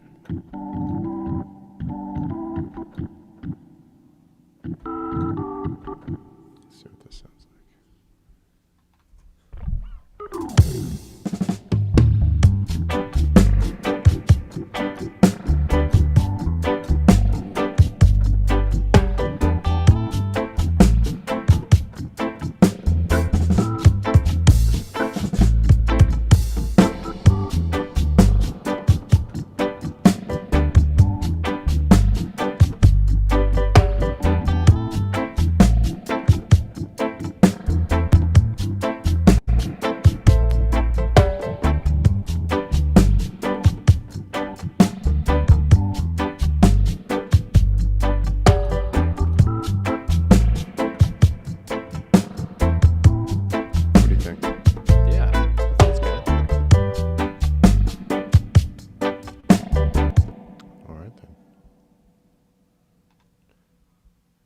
hath spoken. I have.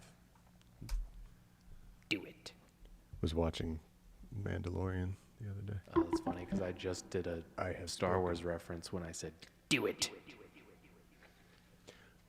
When Palpatine. Is that the Emperor? Yeah, he says do it for some reason. Oh, it's when Anakin is gonna chop someone's head off and he like can't bring himself to do it, and Palpatine's in the corner and he's like, do it.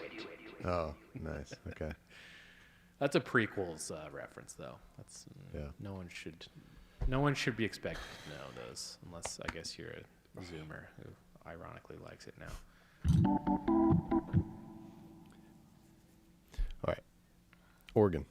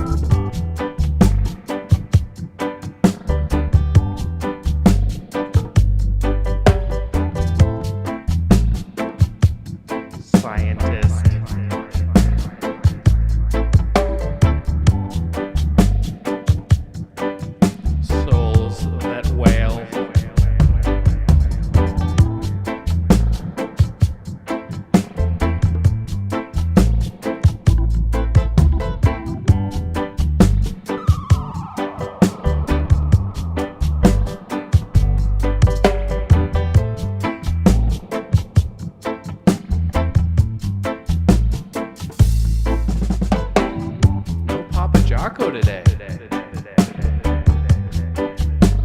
We miss you, Papa, if you're watching this after.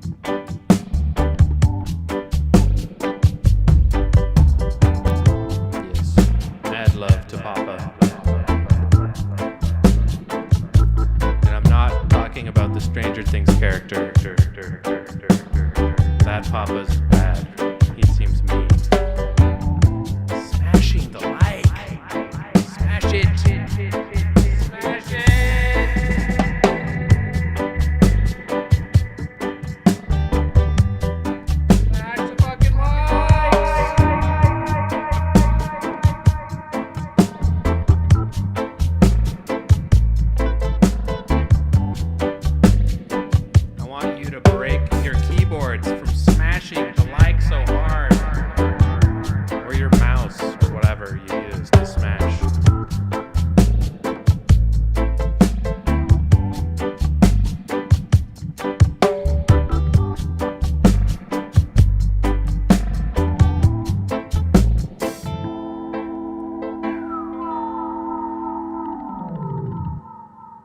Very nice. Very, very nice. Excellent. I mean, nailing the Wailing Souls vibe. The Nailing Souls. Nailing souls. Nailing souls to the pavement. I don't know. What?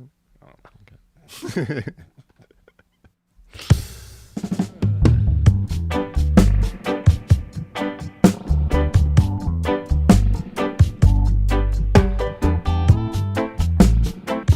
Okay. Thanks, Andy. Andy made love for the hangout tonight. I'm giving you an opening to make fun of Andy for once. Oh, yeah. Ha ha, Andy. No, it's, I'm satisfied with how much I've gotten to make fun of Andy today. That's good. I feel very That's my belly is full of mad. yeah. Andy fights. I like it. Okay, so next is The big guitar part of the pick. song, the stick, which is a really. I feel like this song isn't this song without the stick. You need the stick real bad. Yeah, doubling the bass line, Yep. doing some little fancy man things. Oh yeah.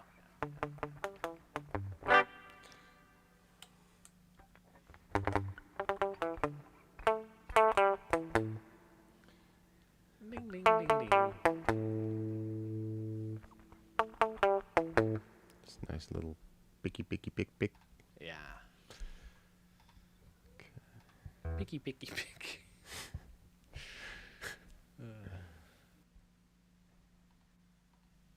Good chat today. Good. Everybody's so great. Thanks, y'all.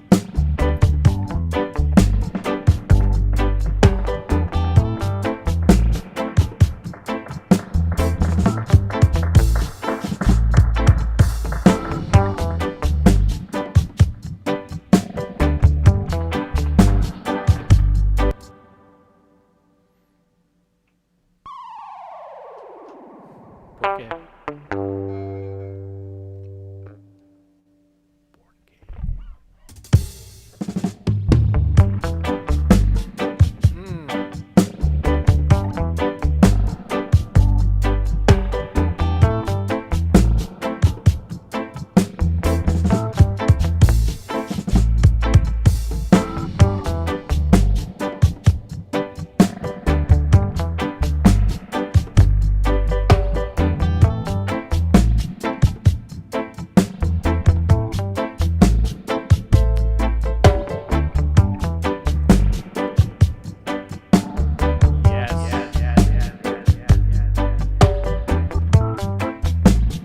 This is the song.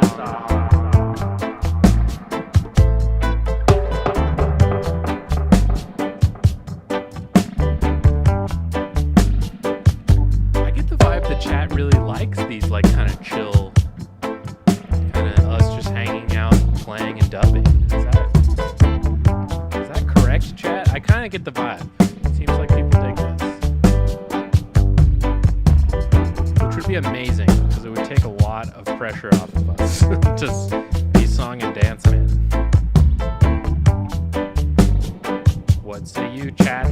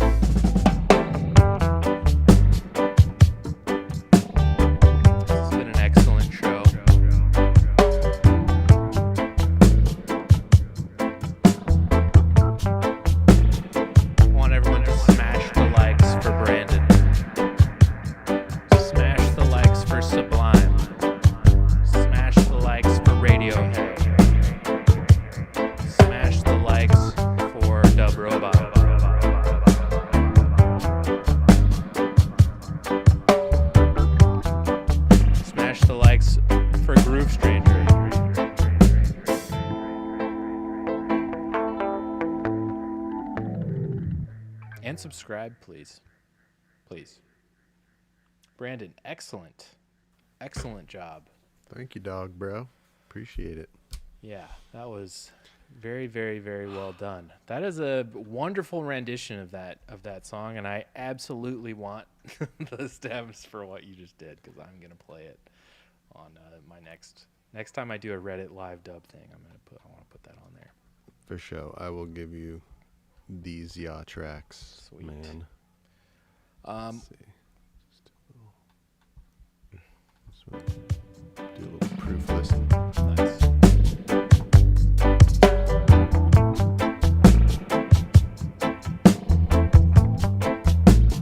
Yep. There she blows.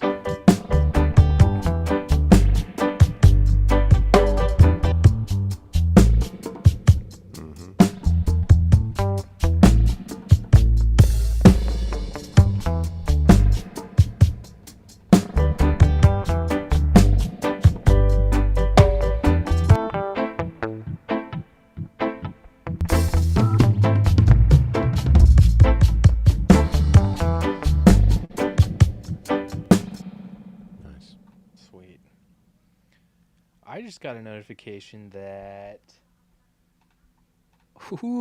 Sidewalk Andy, if you're still here, I just got a notification from Patreon that you're about to get an exclusive Black Market mug from Patreon. Over on Patreon, we've got some exclusive merch that you can actually only get by being a patron of ours for a certain amount of time.